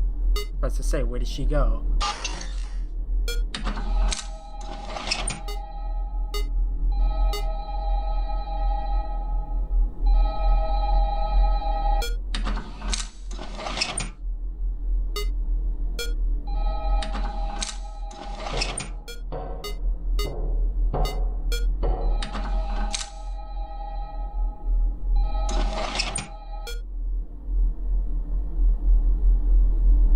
This is not too bad so far. It's just when Andy and Blank show up, and Pengu.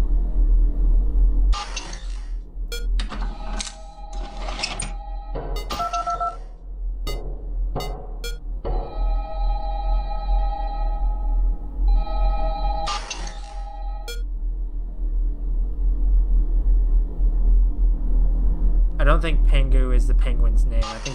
I think the penguin's name is just the penguin.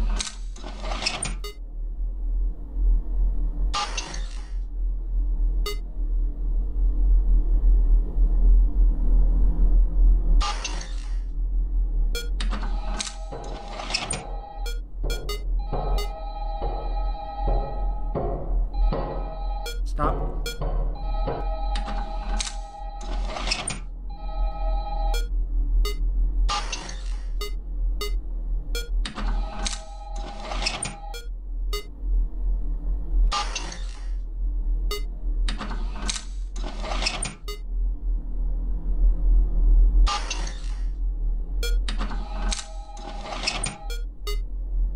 Okay, she's moving all over the place.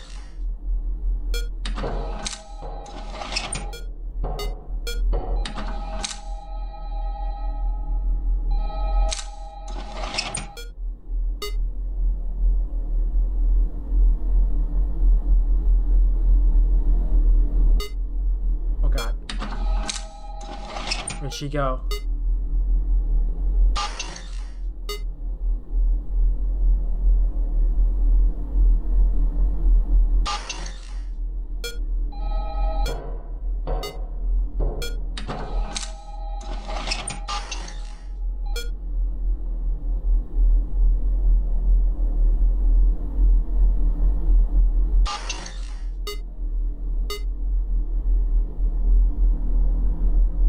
Seems like she has a pattern.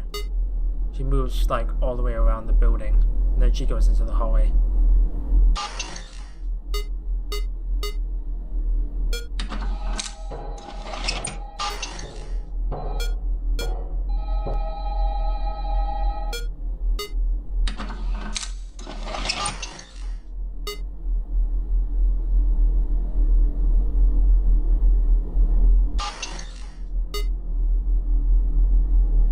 Luckily, when they go through here, they don't get too close to you.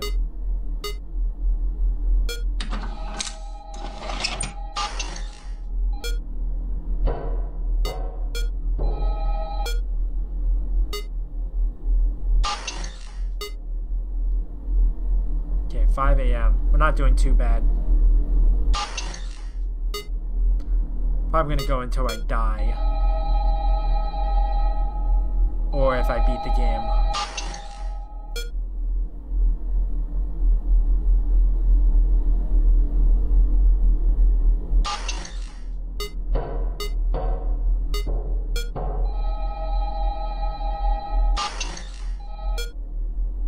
Yeah, almost there. There we go. Not too bad. Making good time.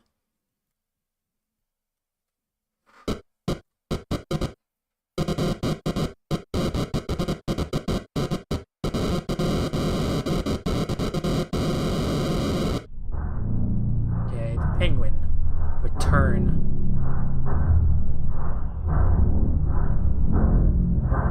Oh, that door was just open. Don't think I didn't see you.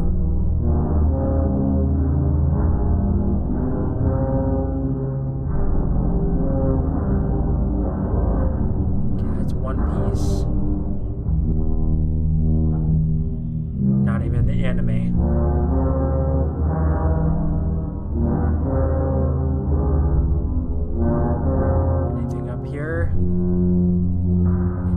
bed's over there. Blanket's still there. Okay, I'm wondering what year it is now because I know the calendar jumps around. Because before it was 1989. I don't know if we're in I don't know if we're still in the 80s. I don't know if we're in the 90s. Don't know if we're still in 1989. But I know it jumps around. Okay, I can't go through there. Or maybe I could go through there.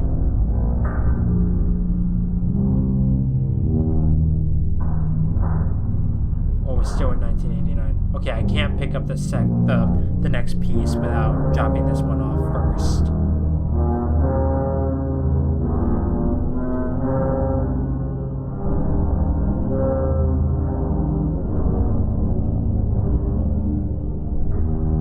Like, the sound effects are the scariest part of the game, I would say. I like how we're not even filling up the room.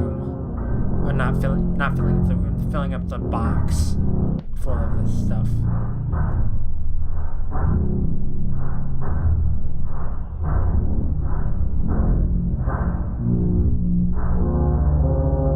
But this implies, because before, in between nights 1 and 2, we were playing as Chester, and then Chester got introduced. So on night 3, I'm assuming the Penguin is going to be introduced.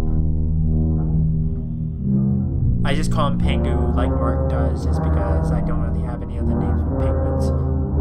And I don't exactly know what the penguin's name is, if it's not just the Penguin. Again, the sound effects are the scariest part of the game. Let's keep going. Okay, I believe the mechanic here is you have to switch off the camera. You have to, like...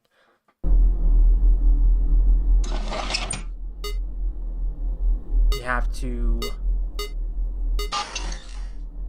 make sure... Oh, no. Candy is introduced this time.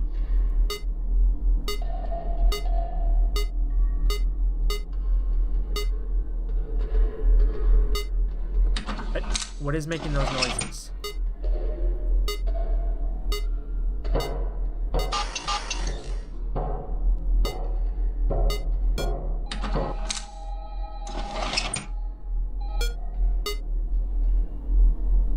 I wasn't expecting Candy to show up. I thought the Penguin was going to show up.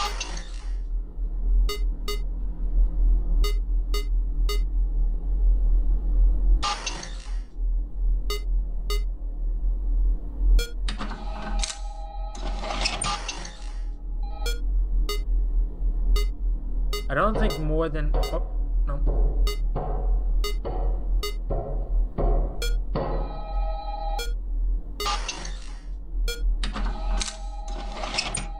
Nope, stop.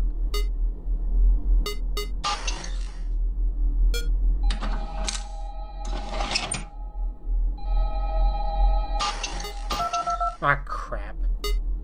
Nope, stop. Oh, I'm gonna die.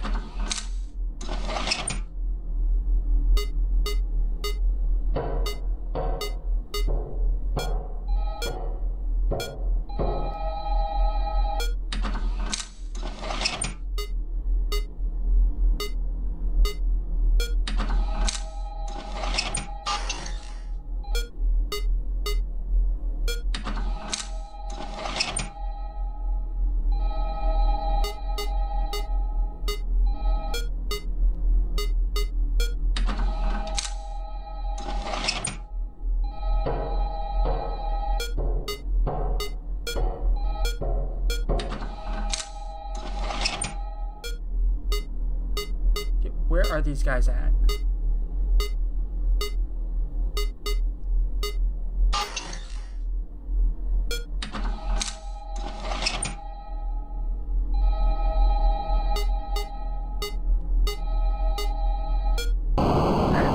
Wait, I'm gonna die.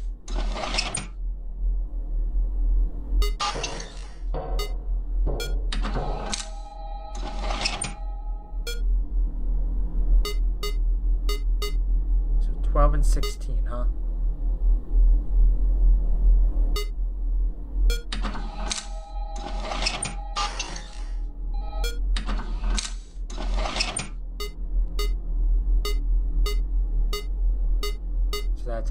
works. You just gotta switch to a different camera. God, I'm not looking forward to when blank appears.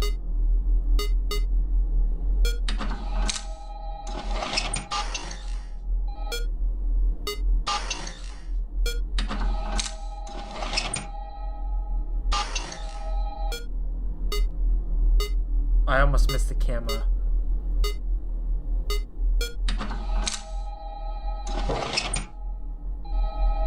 I like how Chester just appeared there and the phone was already ringing.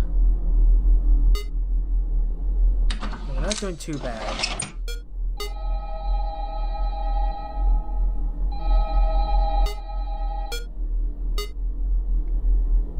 But then again, I'm jinxing it by saying stuff.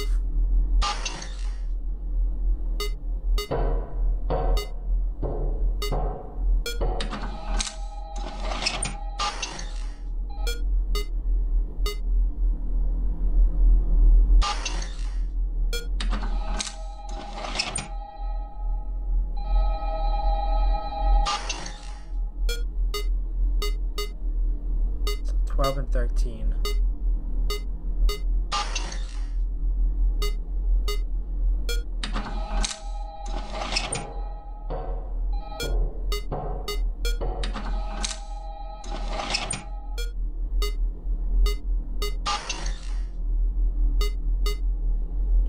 And 13 and 15 now.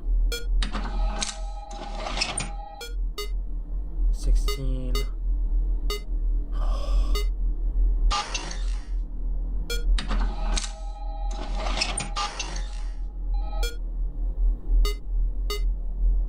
14 and 16.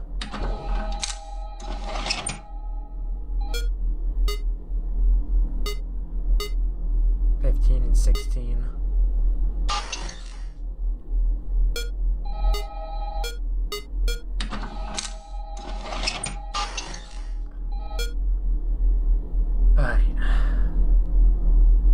I'm not looking forward to when blank shows up.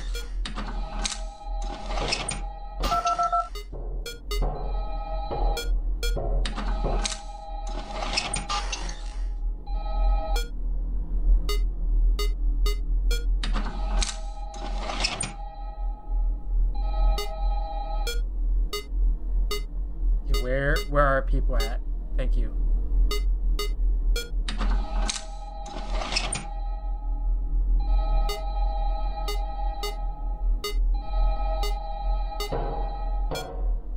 It's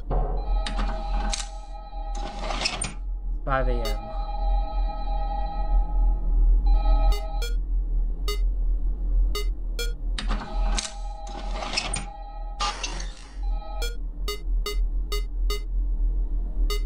And 15. Oh, 14 and 15.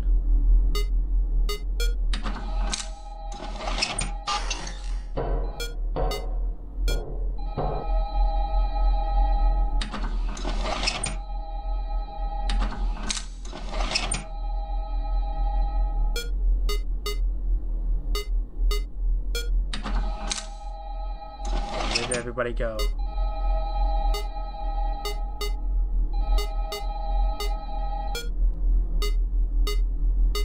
And 15.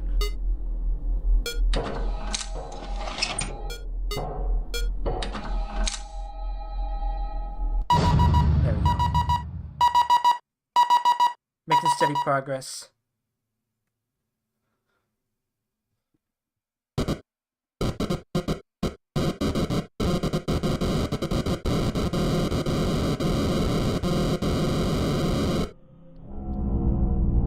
Collect. Playing is blank. New Candy and Cindy. Okay.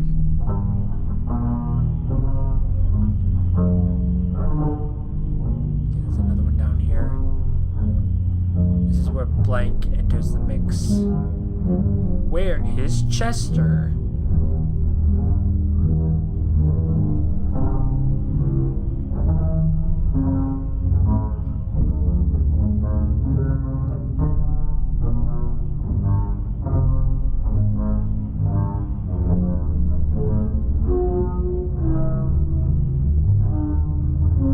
blank.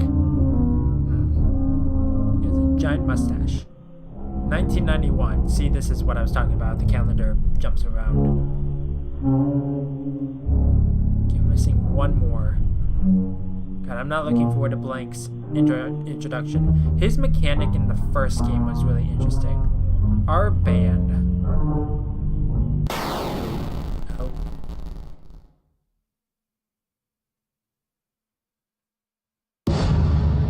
Right, let's keep going. Fourth night. We're making steady progress. I don't know what Blank's mechanic is. I don't know if he works like all the other animatronics or what.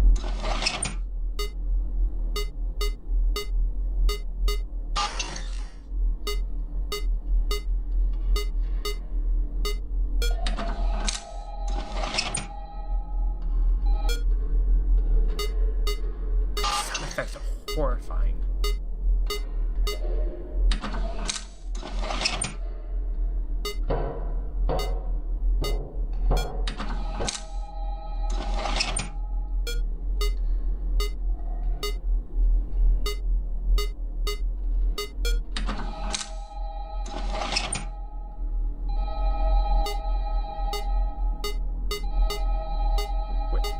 I was about to say, where are you at? Blank is introduced on this night, right?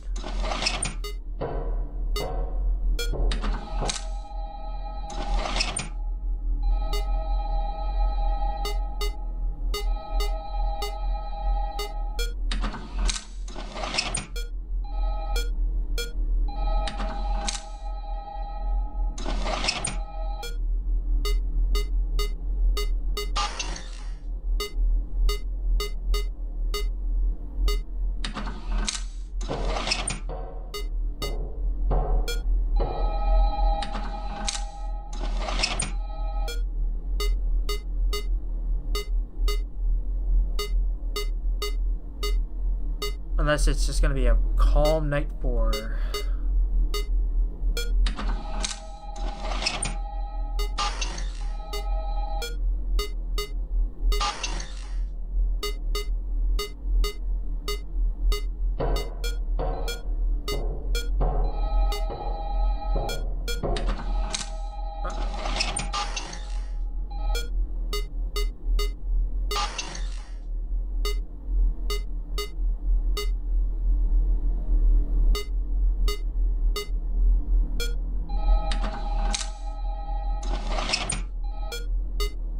$12 and $11.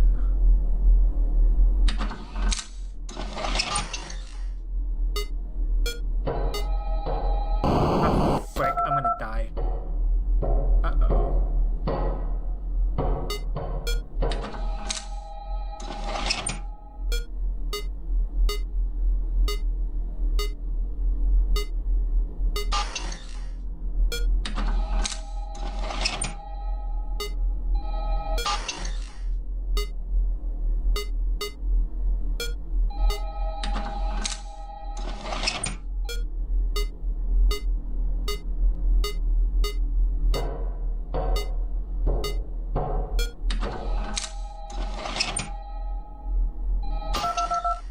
Crap, I blanked there for a second.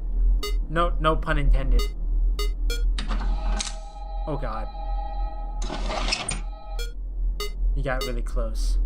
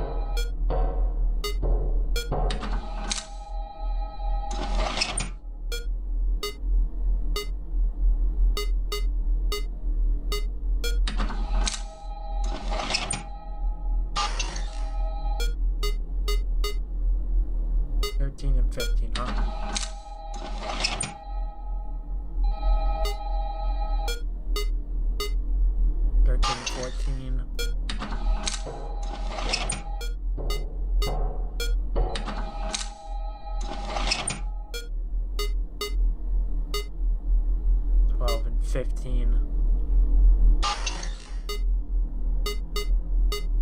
11 and 14.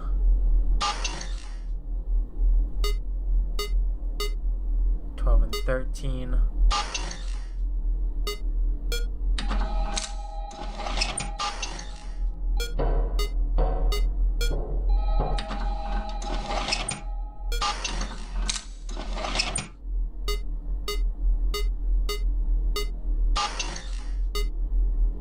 16 and 13.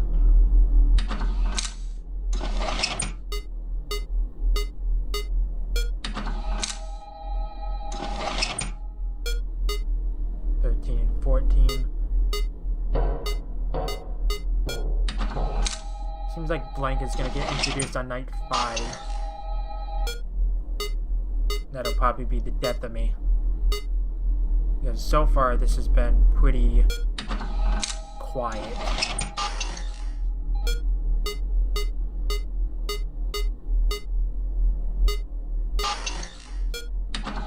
Oh crap. Brick.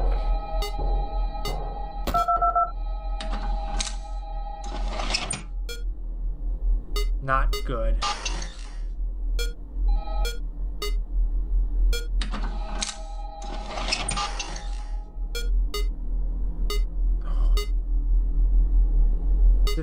Do the phones just not come back very fast or something?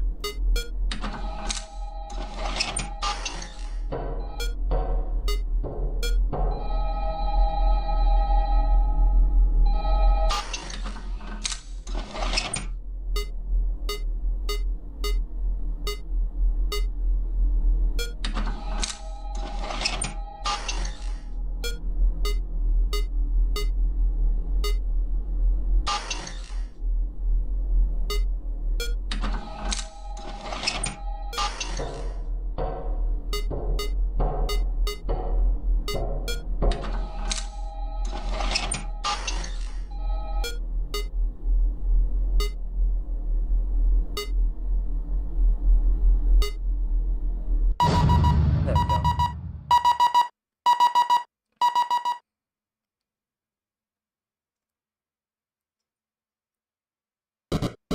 Okay, what are we doing now?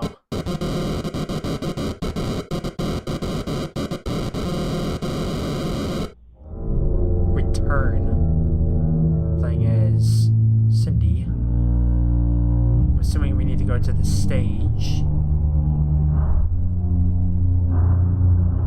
For whatever reason, I couldn't move through the tables. Oh. I don't think this is where we need to go. I think we need to go this way. But before I do that, I'm gonna go down here.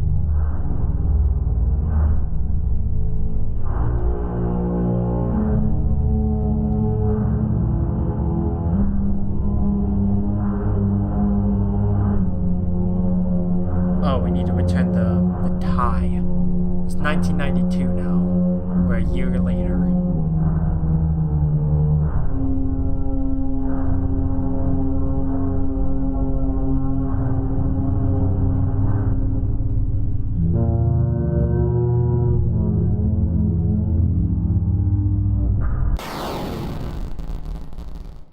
I don't know how blank works.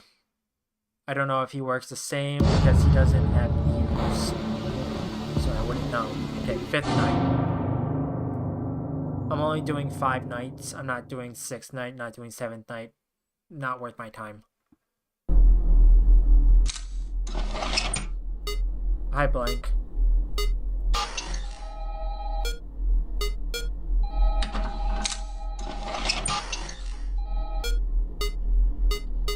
Okay, all the other animatronics are active.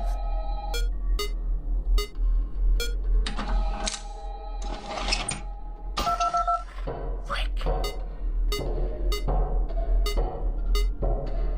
Where?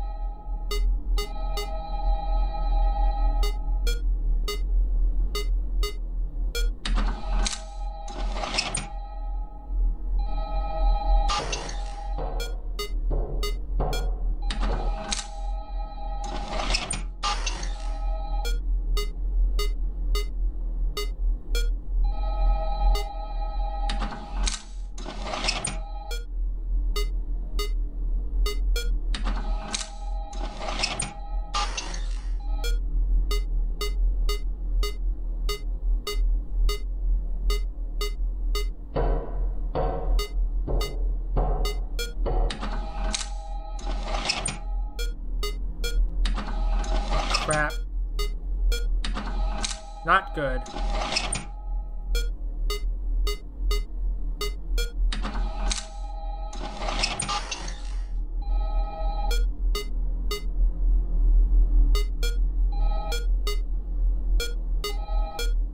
Come on.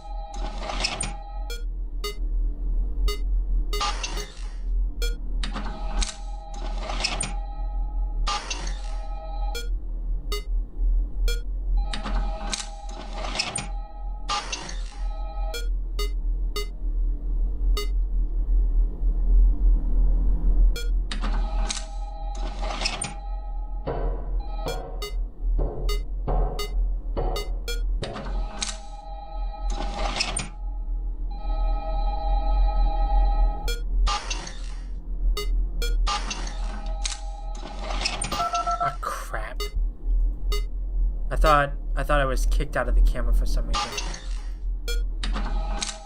Oh god. Not good.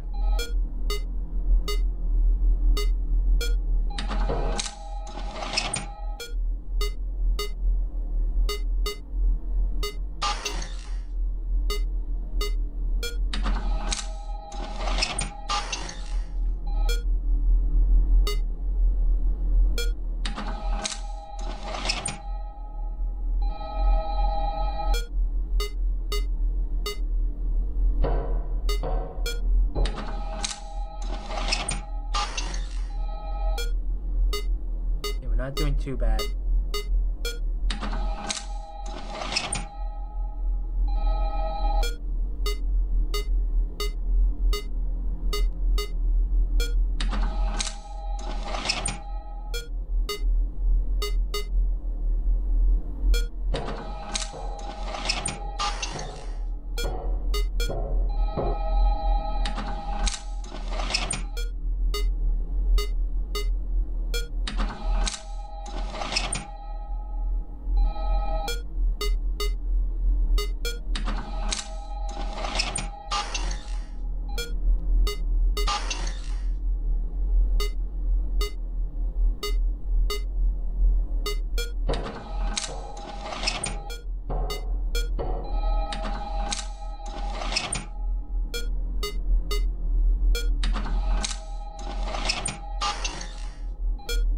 Not doing too bad.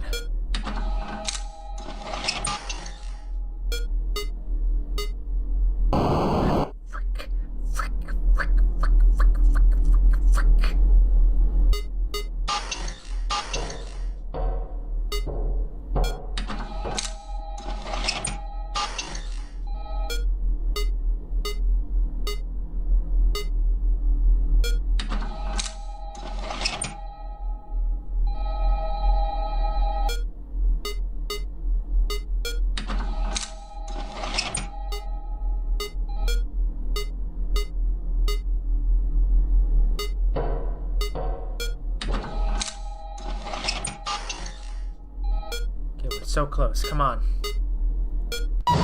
There we go.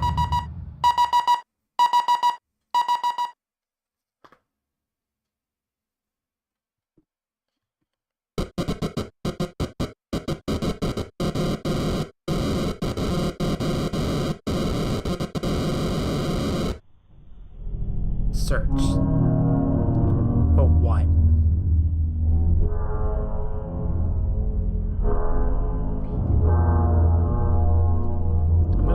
to see what night 6 entails, not sixth night.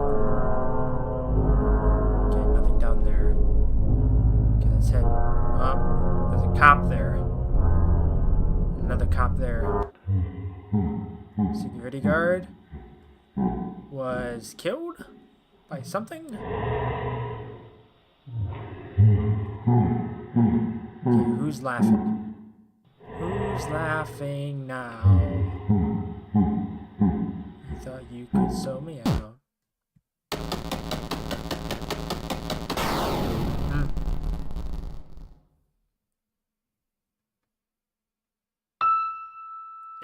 Old factory set for demolition.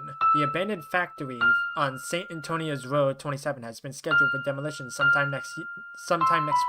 The now 45-year-old factory closed in 1993 after it was deemed unsafe due to yet another fatal incident inside the factory. The factory used to belong to Robotics Corp., a company that went bankrupt shortly after the factory closed. The company was specialized in the design and production of robotic animatronics.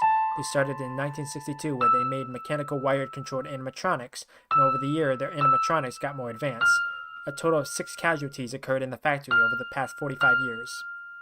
The most remembered one being in 1987 when a pair of twins went missing and were later discovered to have been killed in one of the assembly machines in the factory. Best-selling author sells out.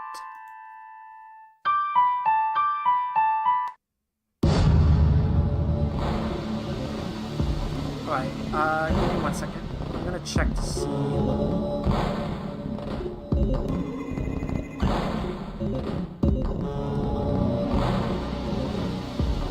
gonna see what night 6 entails.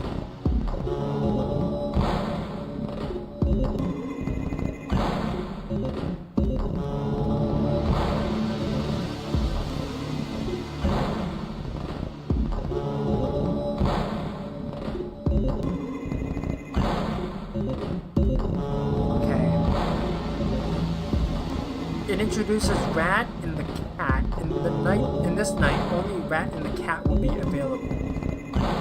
Like Withered Chester, the cat will sometimes try to climb into the vents, but there's also Rat, who can sometimes be caught staring right into the camera and crashing the security system like Withered Penguin.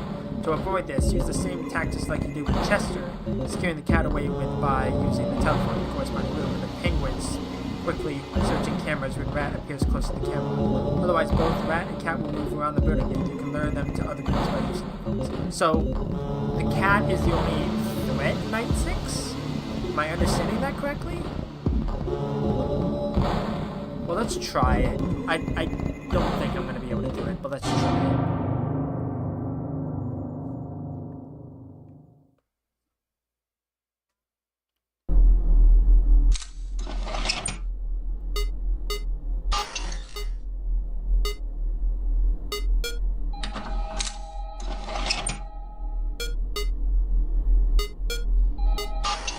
God dang it.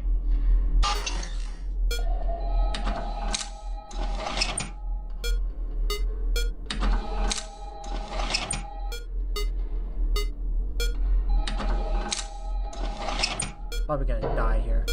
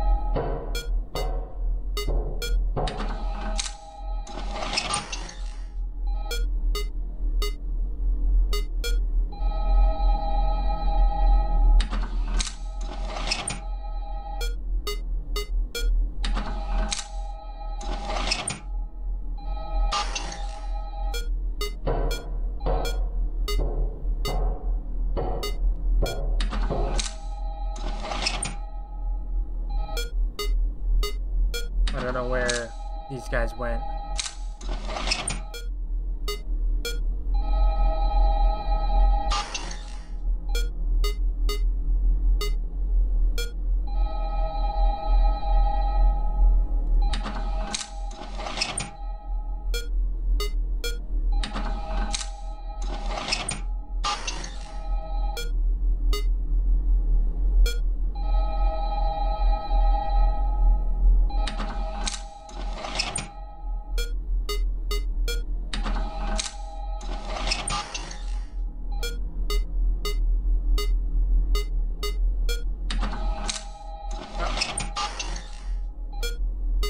That was almost really bad.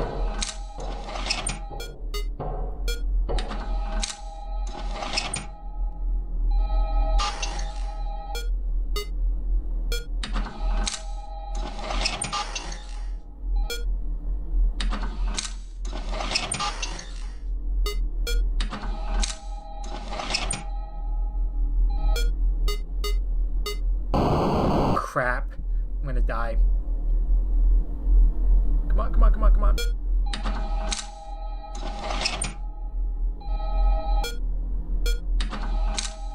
Oh, a second I thought I died.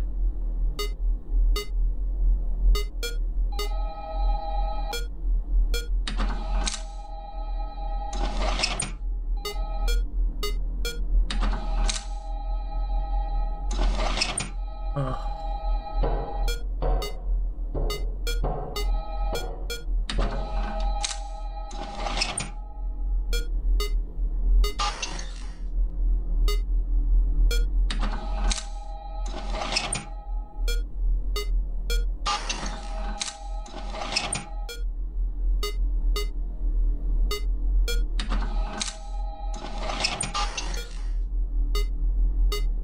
Both there. It's 5 a.m. Come on, we're so close.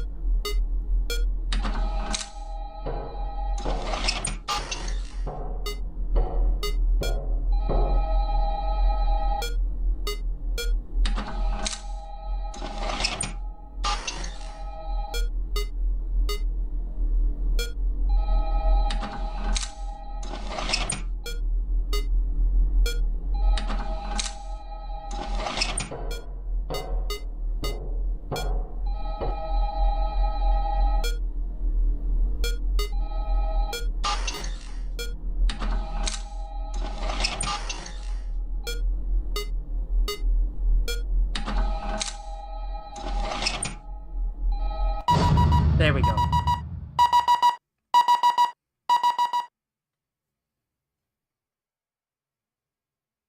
What do you got for me?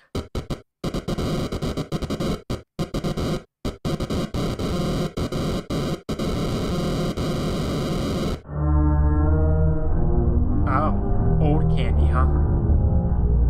Well, gotta follow shadow candy apparently.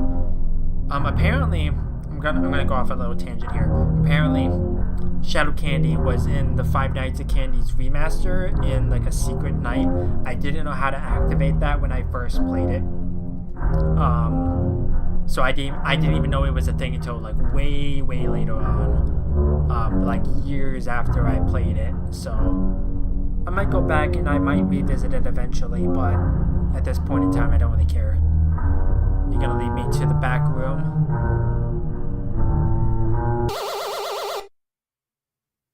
Yes. Oh, got another thing. Collect. This time we're blank. Oh, got some more pages we gotta collect apparently. My favorite cat, Candy, 1 of 5.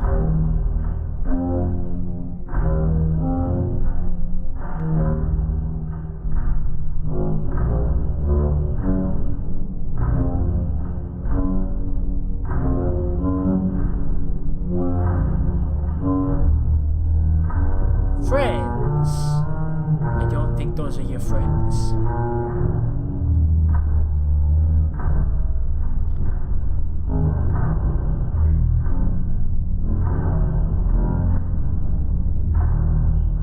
Music. Nice. 1976 now, so we jump back in time.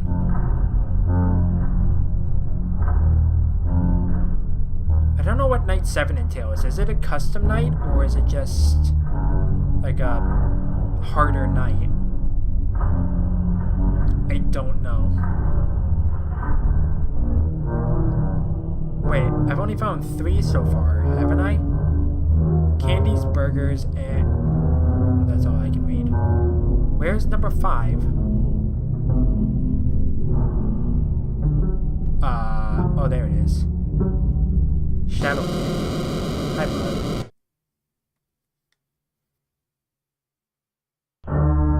Help.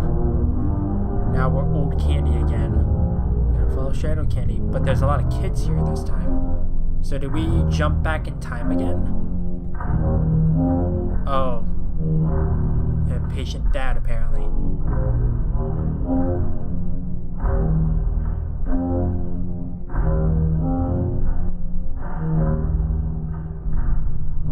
God, the music is really, like, mysterious. 1987, so we jumped forward in time again.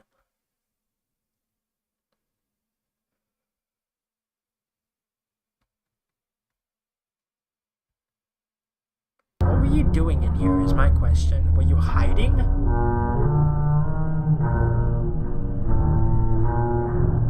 Yeah, it doesn't want me to go that way.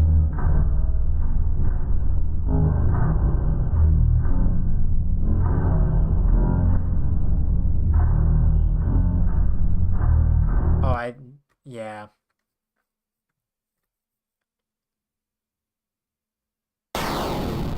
And we bit us off his frontal lobe, probably. Factory burned to the ground. The old abandoned robotics factory that was scheduled for demolition had caught fire this morning. The exact cause of the fire is unknown, but experts were able to deduct that the fire originated from somewhere within the warehouse department of the factory. Yeah. It was also discovered that the factory's power schedule had not been discontinued when the factory closed, so the cause was most likely either faulty wiring or overloaded heating equipment. The local fire brigade arrived at the factory around 7 a.m., where already most of the building was engulfed in flames. Around 8 a.m., the building then finally collapsed, leaving behind nothing but rubble.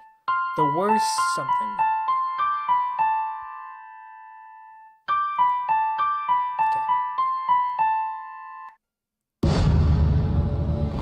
I blank.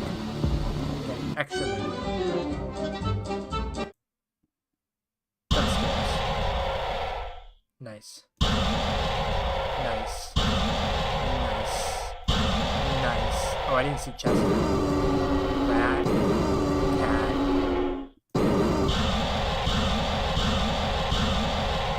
Nice. The animatronics.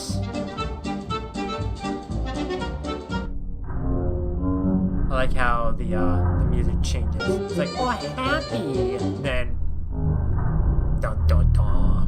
Okay. This game was not that hard either. 720 mode? No, thank you. I would assume. How many are there actually? 1, 2, 3, 4, 5, 6, 7.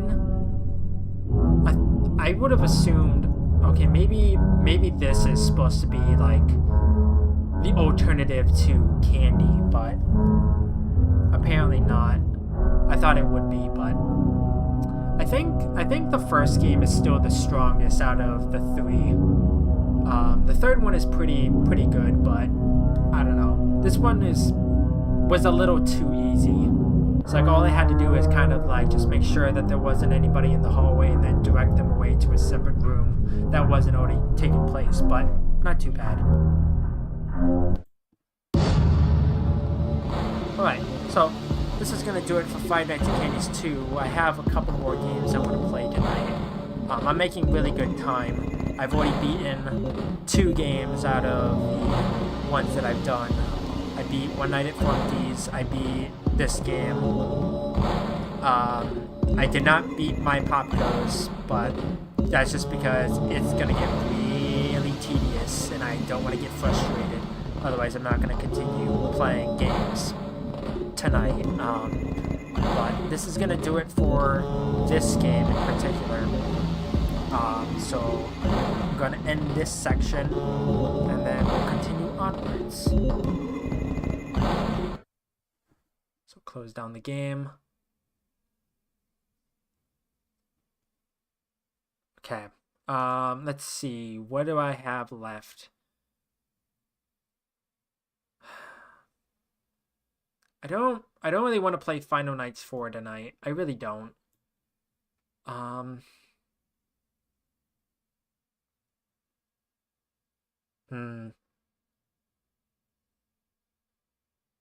You know what I might do? Here's what I'm going to do. I'm going to play... I don't know. I don't really know what I want to play next. It's like there's some games that I want to play, but I don't really want to do it tonight. Let's see.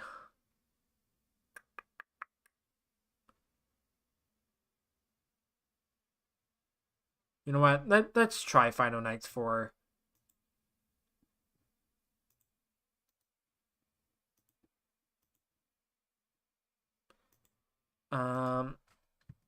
I'm not good at these types of games. Well, that's a little horrifying. All right.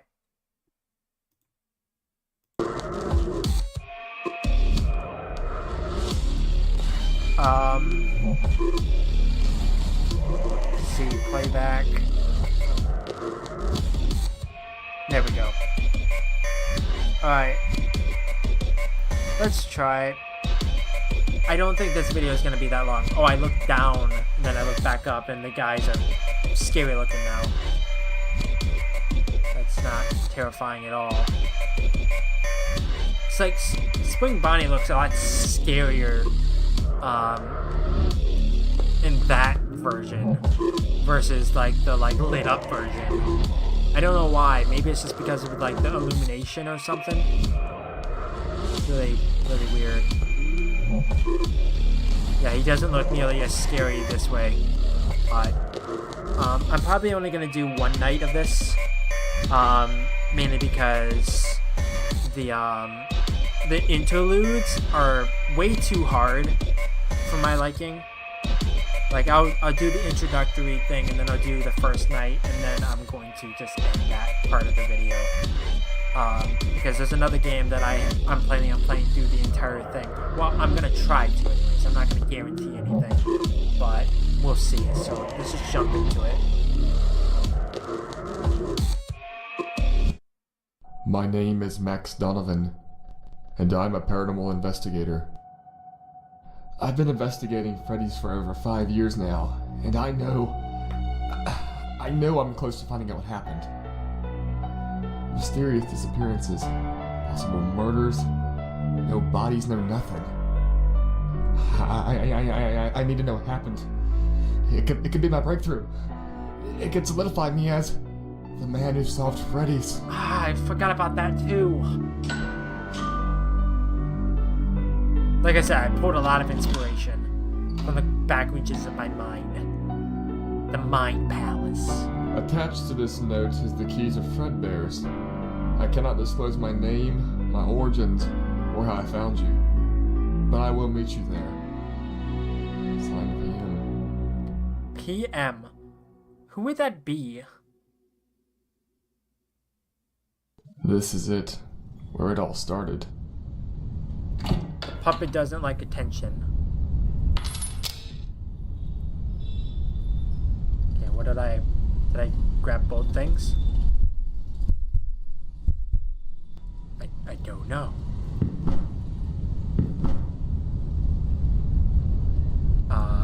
Key. But he doesn't like to be seen. Oh, I need to go back.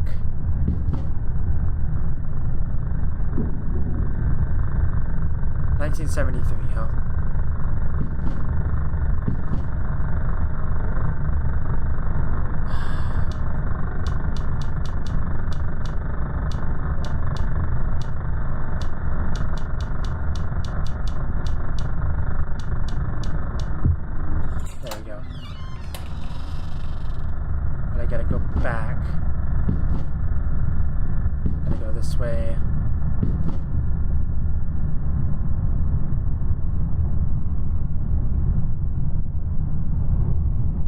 Oh, I need thing, don't I? Yeah, there we go. Head back. Go this way.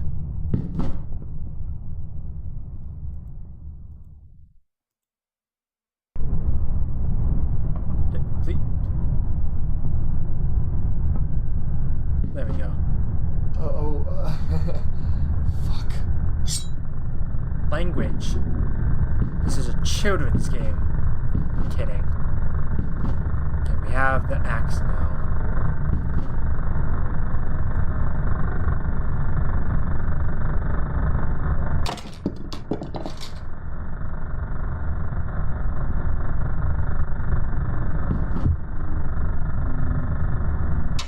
Okay, that turns off the steam. I don't even know if I'm going to even be able to get through this introductory thing, because there's the puppet. Let's try it. Look down to charge my flashlight, huh?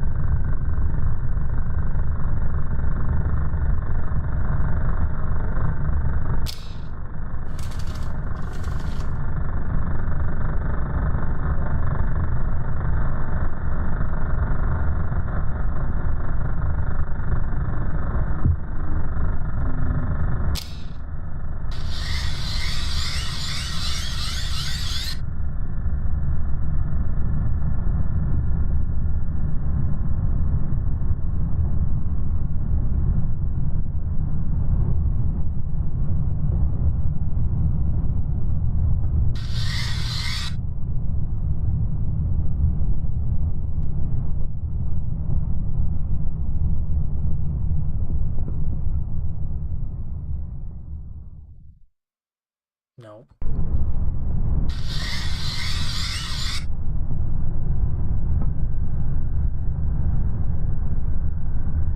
I also don't know how long this takes.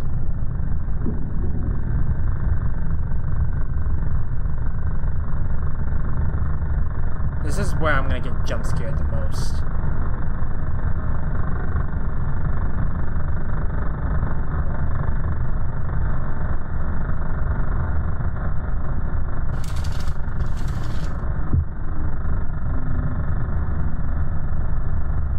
More than likely, anyways. I'm gonna be careful with my clicks.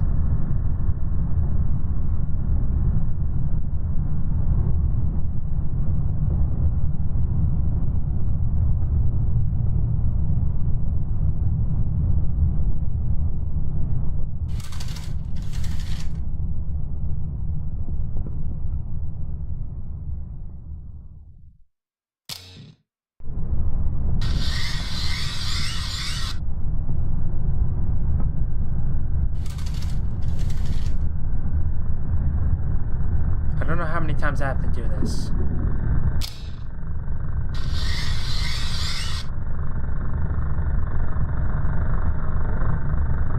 Nope.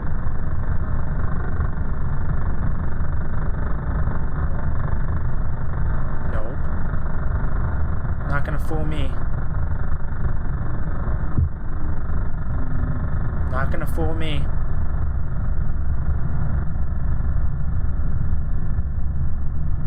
Not gonna fool me.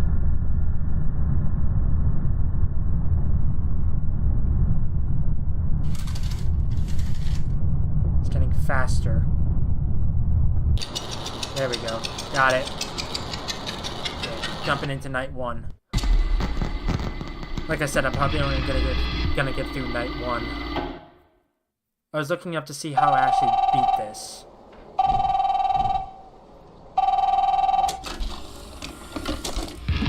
Hello there, new night guard, and welcome to my establishment. I'm just messing with you, Henry. I'll give you the quick rundown on how the animatronics and the building systems you requested actually function. First up, you have your cameras up front. Activate them by pressing space on the keyboard in front of you. You can press S to exit back out. I took the liberty to go into some state-of-the-art tech for us here, and a screen that can detect your fingers' locations with invisible lasers. Pretty fancy stuff. Anyway, touch on your buttons to switch cameras. Any room with a green triangle can be selected. Even the vents. Now you also have your alarm and air refresh buttons. For now you'll only need the alarm. Pressing it will signal a bright, loud and red alarm to ring in whatever room you have selected on the camera. You can ring the alarm near your office by using the left shift key. And now onto your animatronic buddies, courtesy of me, of course. Fredbear is up first. I gave him the role of power management, basically. If he noticed a lack of people, he would go into different rooms and try and find guests or staff members. And if he decides that the place is completely empty, he'll shut off the power. Not something you want now, is it? Now, all you have to do is lead him to you. He'll go after any noise, so whenever he's taking a break to take in any sounds or signals, try ringing the alarms in nearby rooms, leading him towards you a couple of times. Once he's close enough, say, party room 1, then ring the alarm near your office. That's a shift key, remember? Bonnie, however, is a bit of a different beast. He'll wander around looking for intruders. Normally, if you wear your guard uniform, he'll read a chip inside it and not register you as an intruder. However, you didn't exactly fit the last guard's uniform, so until you can tailor yourself a new one, just try to avoid any contact with him. But if he does manage to enter your office, try and stay completely still. One of his parameters for checking if someone's human is if it moves. Thusly, if you stay completely still, he probably won't register you as a human, and thus, not as an intruder. Alright, hope you got all that. Good luck, and I'll see you tomorrow.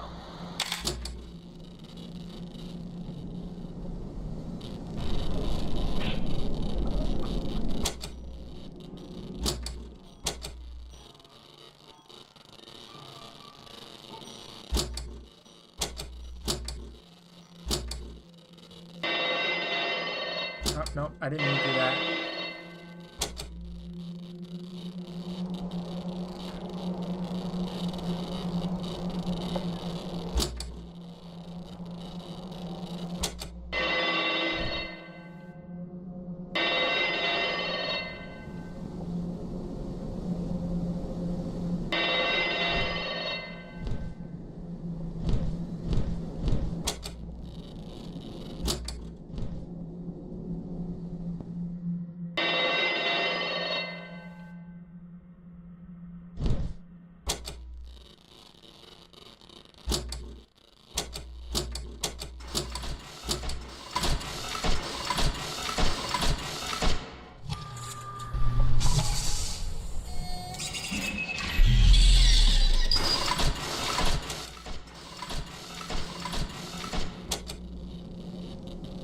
I'm gonna die. More than likely.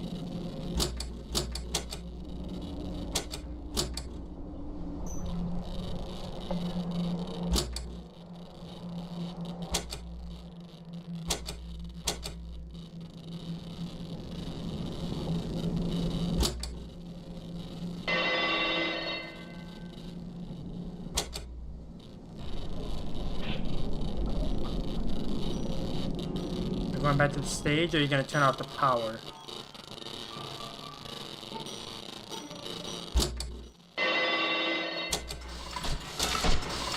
Here comes Bonnie. Stay completely still.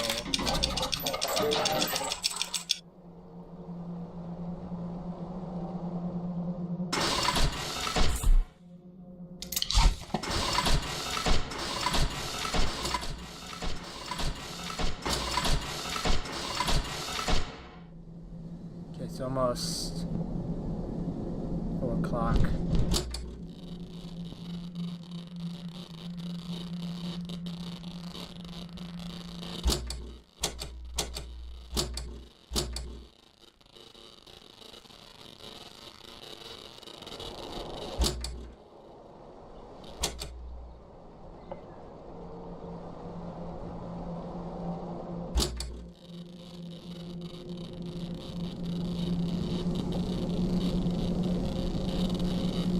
He's gonna move again.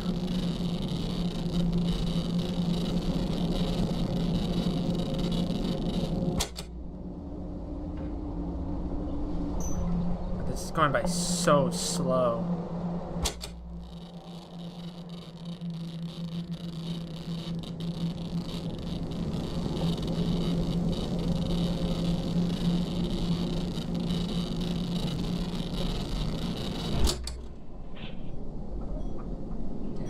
I don't know what's making those noises.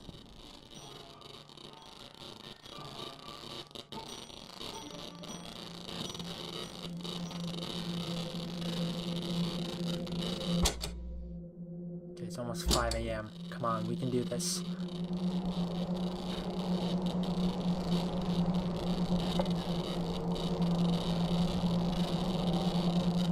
Is Spring Bonnie gonna go first? No.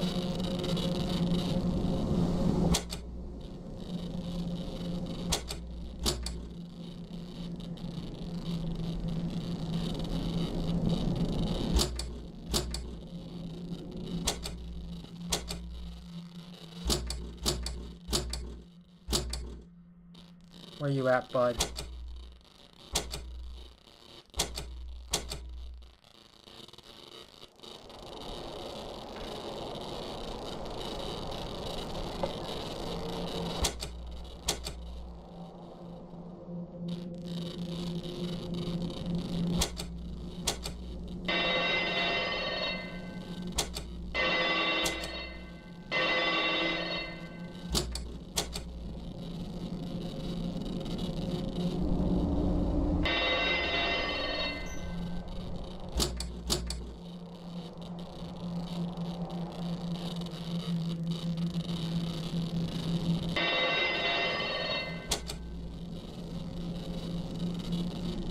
He's stuck. Hello? I'm gonna die.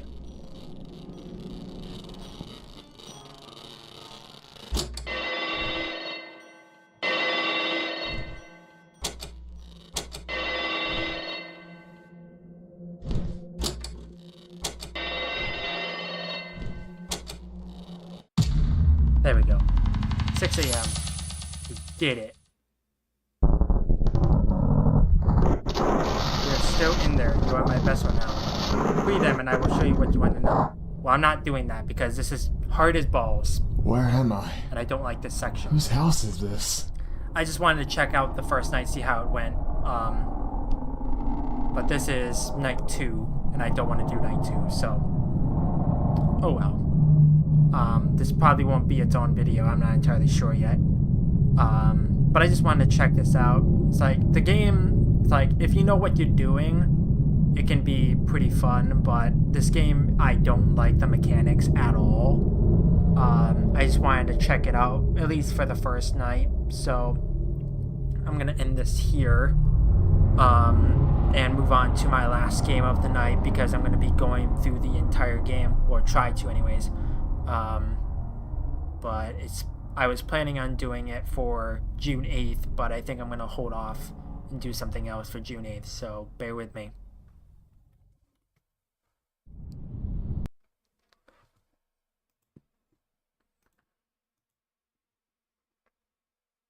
Right. Load up the last game.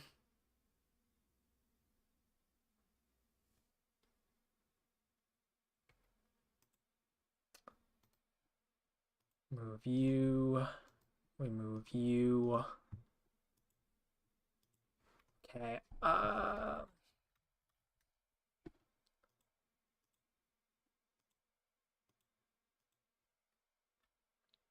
There we go.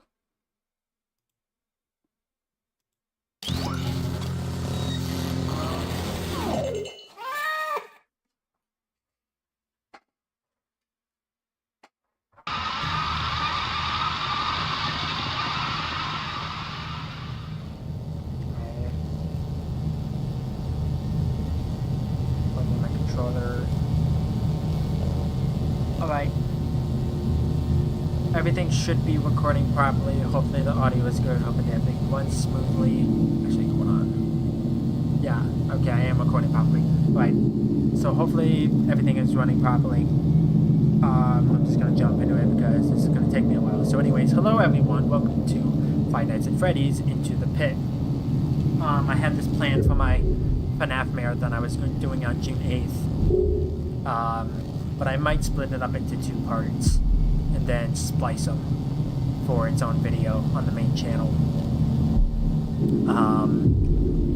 Plus I'm also getting really tired. It's only 3:08. So I'm way ahead of schedule. I thought all these other games were going to take me a long time. I think Five Nights at Candy's took me the longest so far. But this is going to take me a while. So I'm not good with intros, so let's just jump into it and get the mouse off the screen.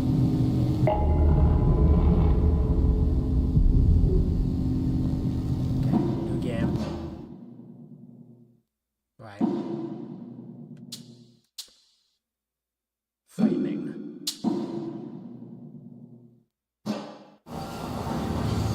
Prologue. Right bumper to run. Can't something interesting happen around here for once? Oswald, it's time to go.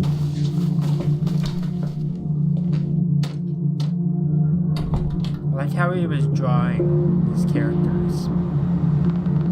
Isn't there anywhere else I can go? The pizza was good the first couple times, but I really want to do something new. Oh, come on, Oz. Jeff's can't be the worst place to hang out. Every day has been the same all summer long. I go in, get pizza, stare at the grease-stained yellow walls for hours, then wait for you to pick me up. Where's the fun in that? I'm almost glad school is starting tomorrow, just so I only have to see that place on the weekends now. Sorry, son. I know no kid's only option for fun should be hanging around a rundown pizza joint, but Jeff says all we got. It's all we can afford. You know, money's been tight since the mill closed. Once I'm full-time at the corner store. If the corner store even survives that long, everything in this town is dead or dying, and there's no telling what's closing next. Why can't we go to the next town over where everyone else is moving? All my friends are there now. It can't be that hard for Grandma to travel a few miles. Well, unless her frail bones strengthen overnight, moving is a no-go. Can't we just pack Grandma up in some bubble wrap? Ha! If only it were that easy. Even with the mighty strength of bubble wrap, she's still too fragile. And that's not going to change. Speaking of things not changing, I bet that opossum's still on the corner at the stoplight. Oh yeah? Let's make a deal. If that critter's still there, I'll give you an extra buck for another slice of Jeff's. Okay.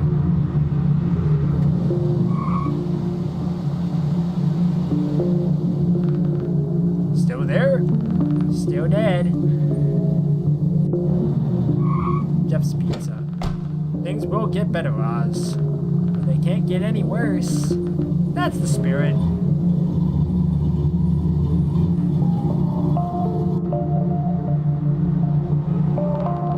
What kind of dad am I if I can't make him happy, let alone afford to feed him more than pizza? I'm sorry, things turned out this way, Oswald.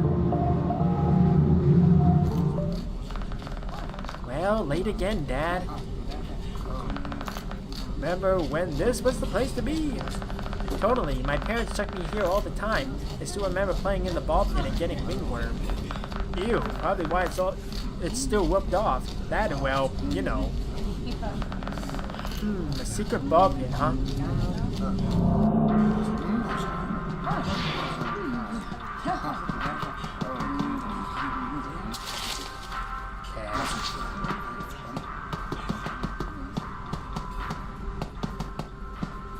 Look for the ball pit. Hey, it does exist. It looks kinda gross, but I wonder what Dad would do if I hid and went missing for a while. Maybe teach him a lesson not to leave me at such a creepy place all day. Hide in the pit. Nice. Here's hoping I don't get pink eye. There we go. Into the pit.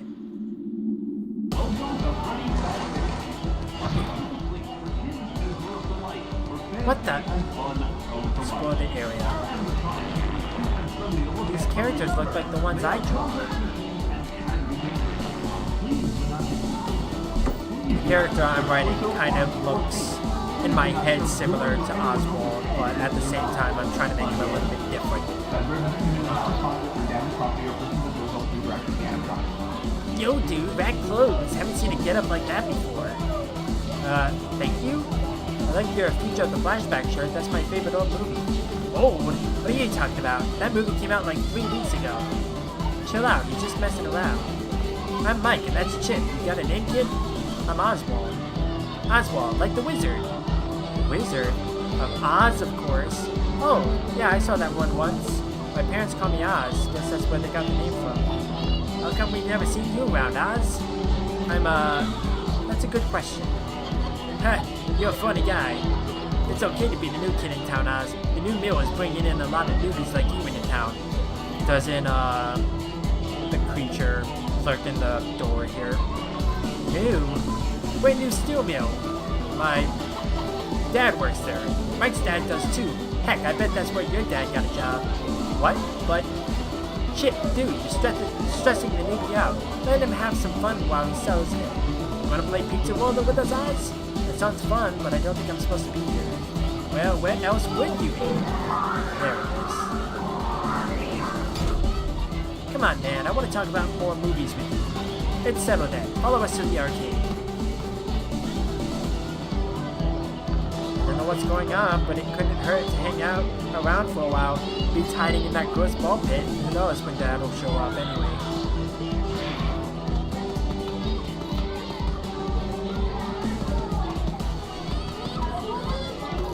Yeah, I don't know how to force trip it.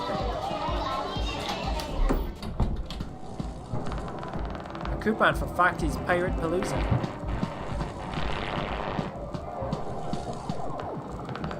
Pizza flavored soda. I don't even want to begin to imagine how that tastes.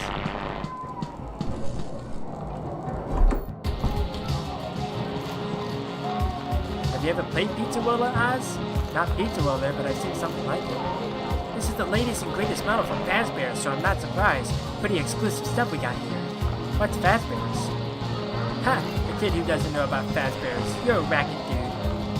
Here, grab a ball and we'll show you how to play. You'll go up against me first. I'll go easy on you. Maybe.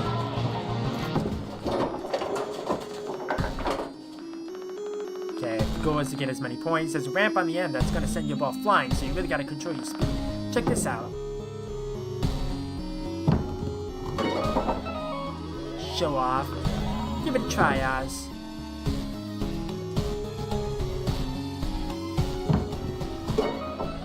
Oh, beginner's luck. I didn't even remotely come close to that. Wow, you're pretty good at this, Mike.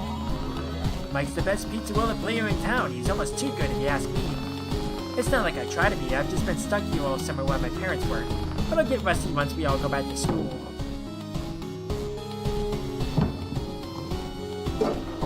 Here I go.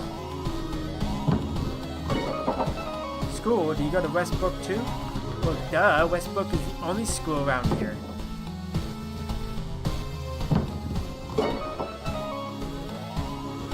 Alright, let's go. I gotta get 100. I think your name is Miss Meacham? Let's go, I was making a good roll. Damn it. I could have beat Mike, but I missed the last one. Ha! Undefeated! Dude, you didn't have to go that hard on the new guy. Just motivating him to try harder next time. How about we play some tag instead? Oh yeah, that'll give us a chance to show Oz around the place. I say sure. Rad! I'll be in first. Get ready to run.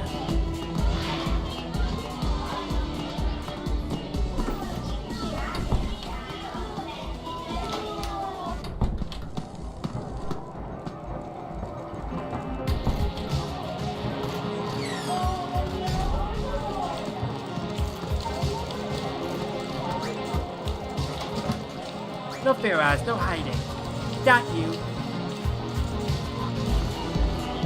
This place is packed today. I feel like I couldn't outrun you at all, Chip. I think you might be right. Everyone's getting their game on before school. How about hide and seek then? Now that's a game I'm good at. You're on. Find somewhere to hide. I know exactly where I need to hide.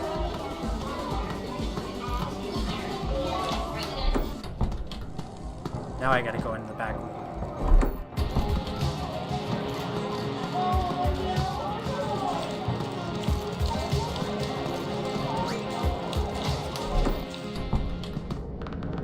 Oh, an empty seat. I bet they never check in there. June 1985? It's me, hiding in the Golden Freddy suit. This really is just like that movie.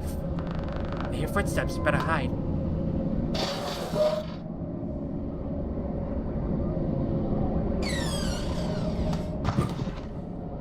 The meter shows how much noise you are making. Stay quiet. I hope Mike didn't hear that. Gotta hide fast.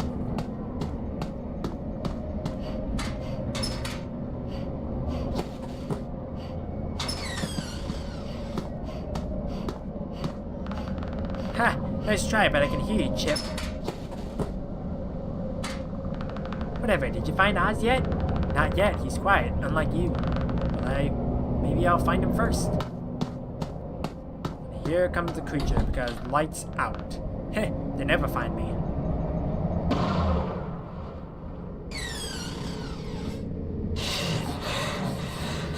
Quiet.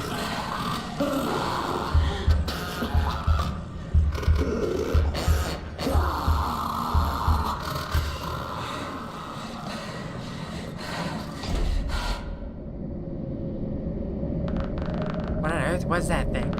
Glad it didn't see me. Probably not supposed to be back here. What's going on? Ah! Hurry, grab the kids. Hello? Hello? Anyone there? Chip, Mike! Crap, yelling is useless. Too many people screaming. Where are they? Maybe they know what's going on.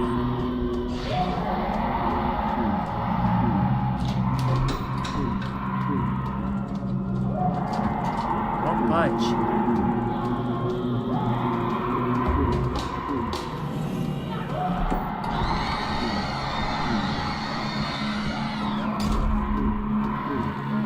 Should I just leave?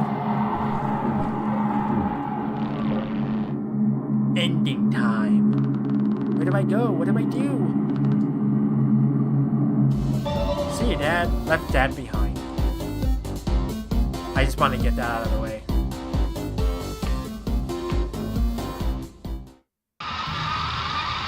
I wanted to get that ending out of the way.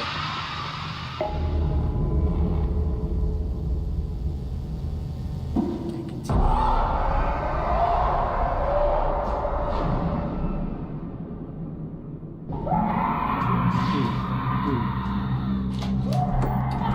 Luckily, there was a checkpoint right there, too.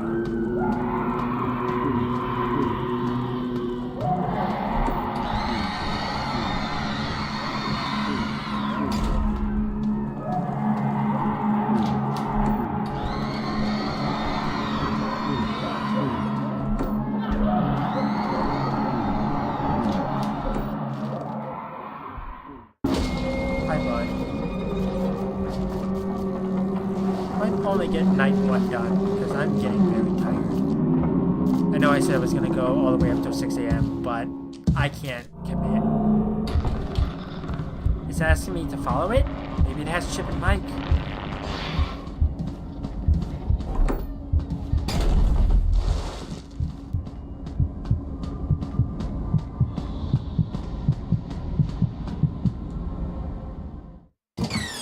Okay, quick time of that time.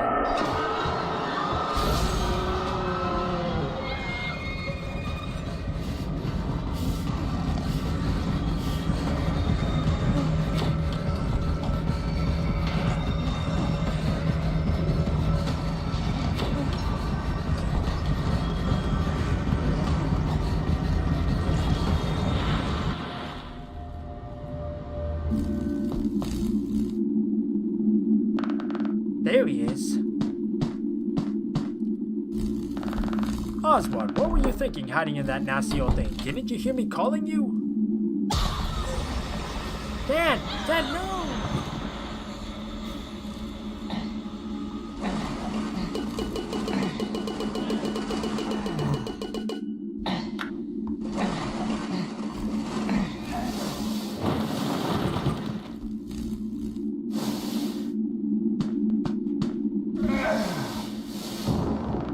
Dad, are you okay?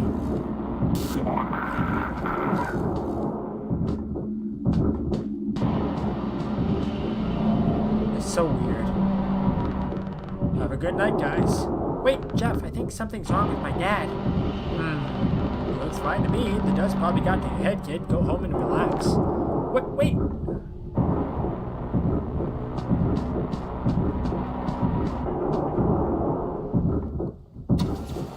Oswald's house, night 1. If you keep losing, try not to get caught. What did you do to my dad? Where are you taking me? How do you even know how to drive?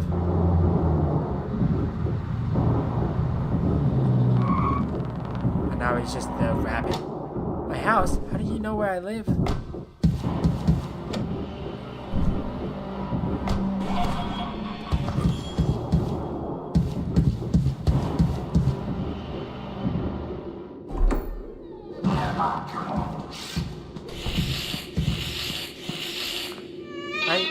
I'll just be going to my room for the night now, okay?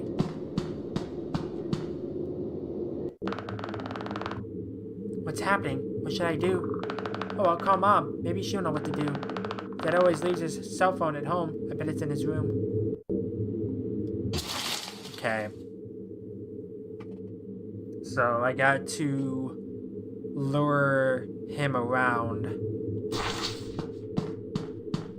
Okay, where's the cat at is my question. Okay, there's a hiding spot there. Looks like the FNAF 4 bedroom with all the toys.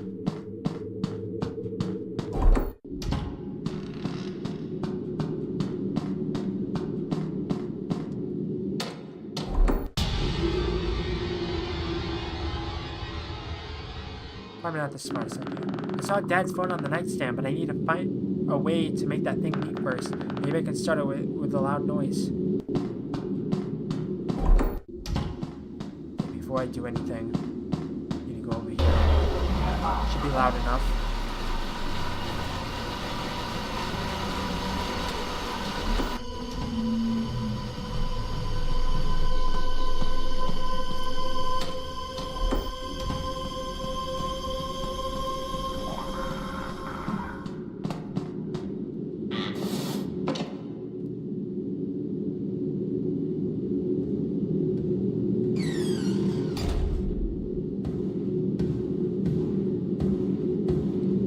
Comes.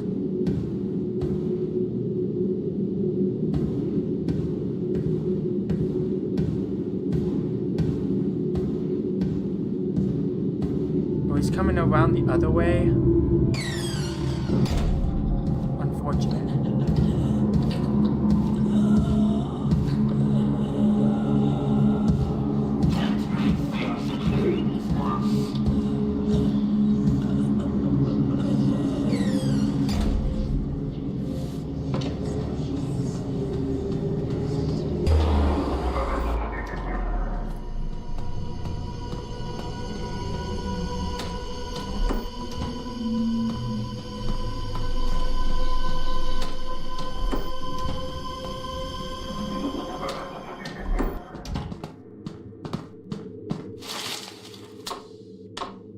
Five, 563.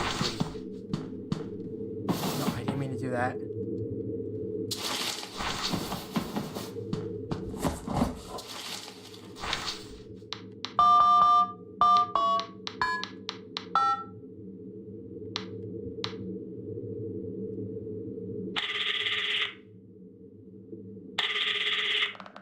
Hello? Mom, it's an emergency. What's going on? It's Dad. Something's wrong. Okay, I'll be right there. Hide.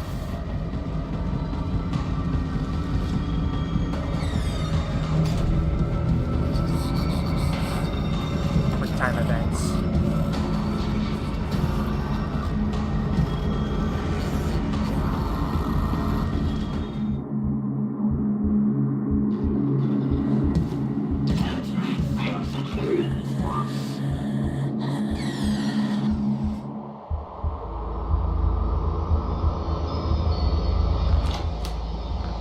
Must be Mom.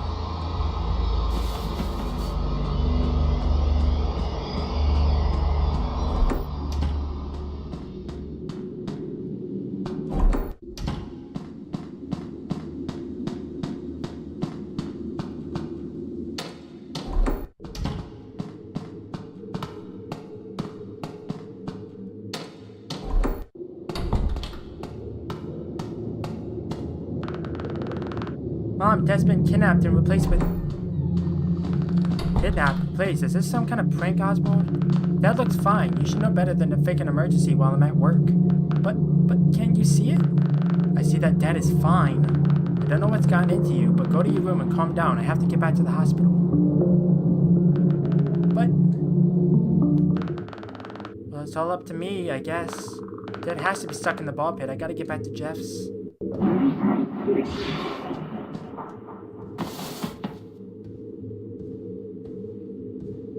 I'm assuming he's on his way in.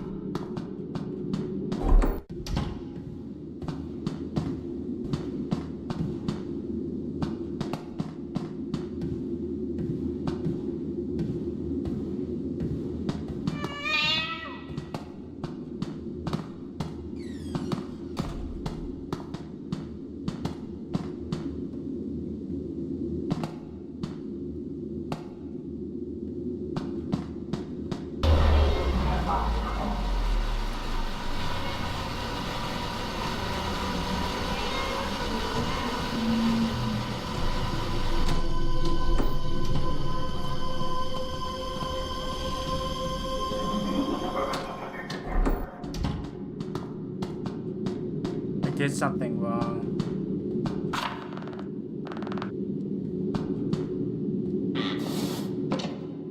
I did something wrong here. I was supposed to go into the basement before I called Mom.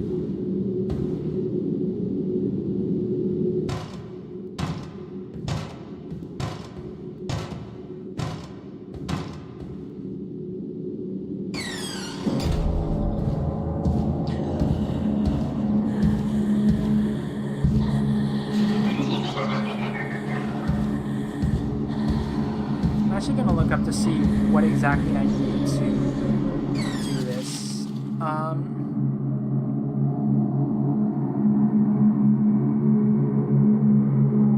Because I needed to go into the basement to grab the step ladder.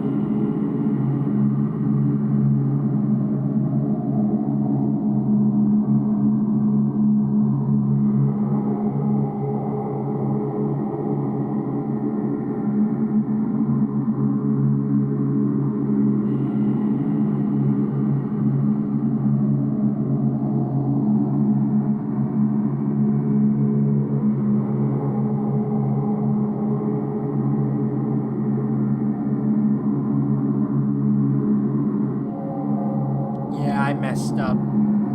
I needed to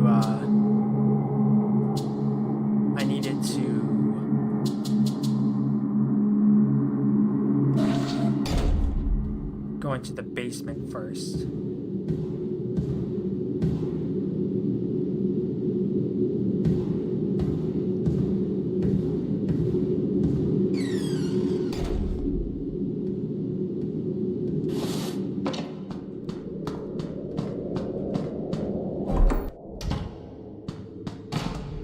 Oh god. Scare the crap out of me.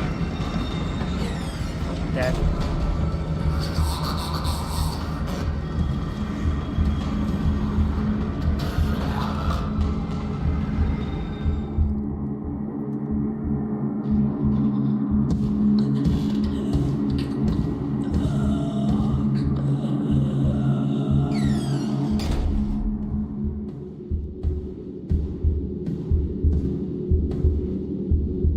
That was rough. I'm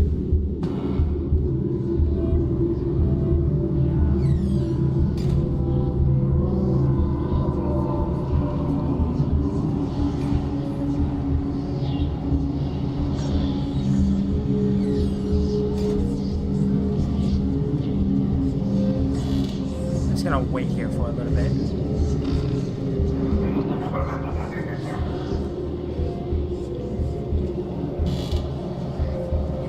moving around really fast? Sounds like he just made a loop.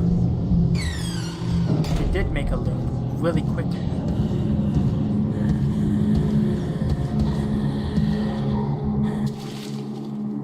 Yeah, he went through hallway 2, kitchen, dining room, and back to hallway 1 really fast.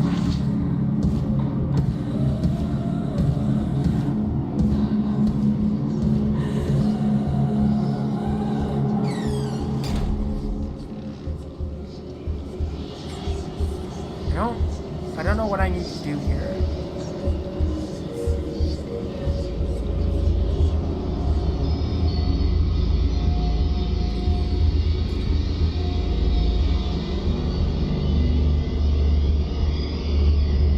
Oh, I can just leave through the front door.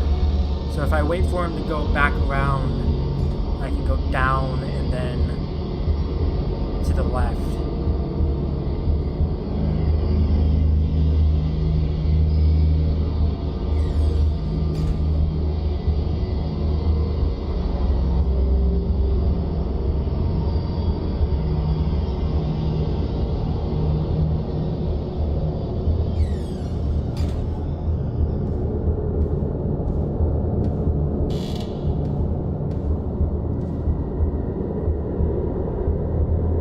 Apparently there's 3 different ways to escape the house. Or at least 3 anyways. I can use the front door. I can go through the attic, which is right to the left here. Or I can go through the basement, but I don't quite know how to do that just yet.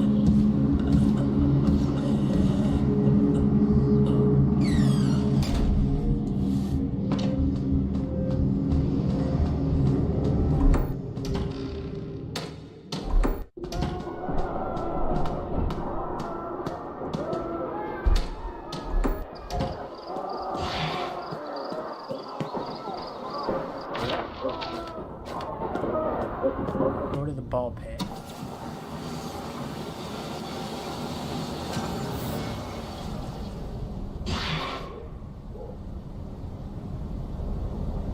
Alright, you know what I'm gonna do? I'm gonna end this here. I'm getting very tired. I didn't get much sleep last night.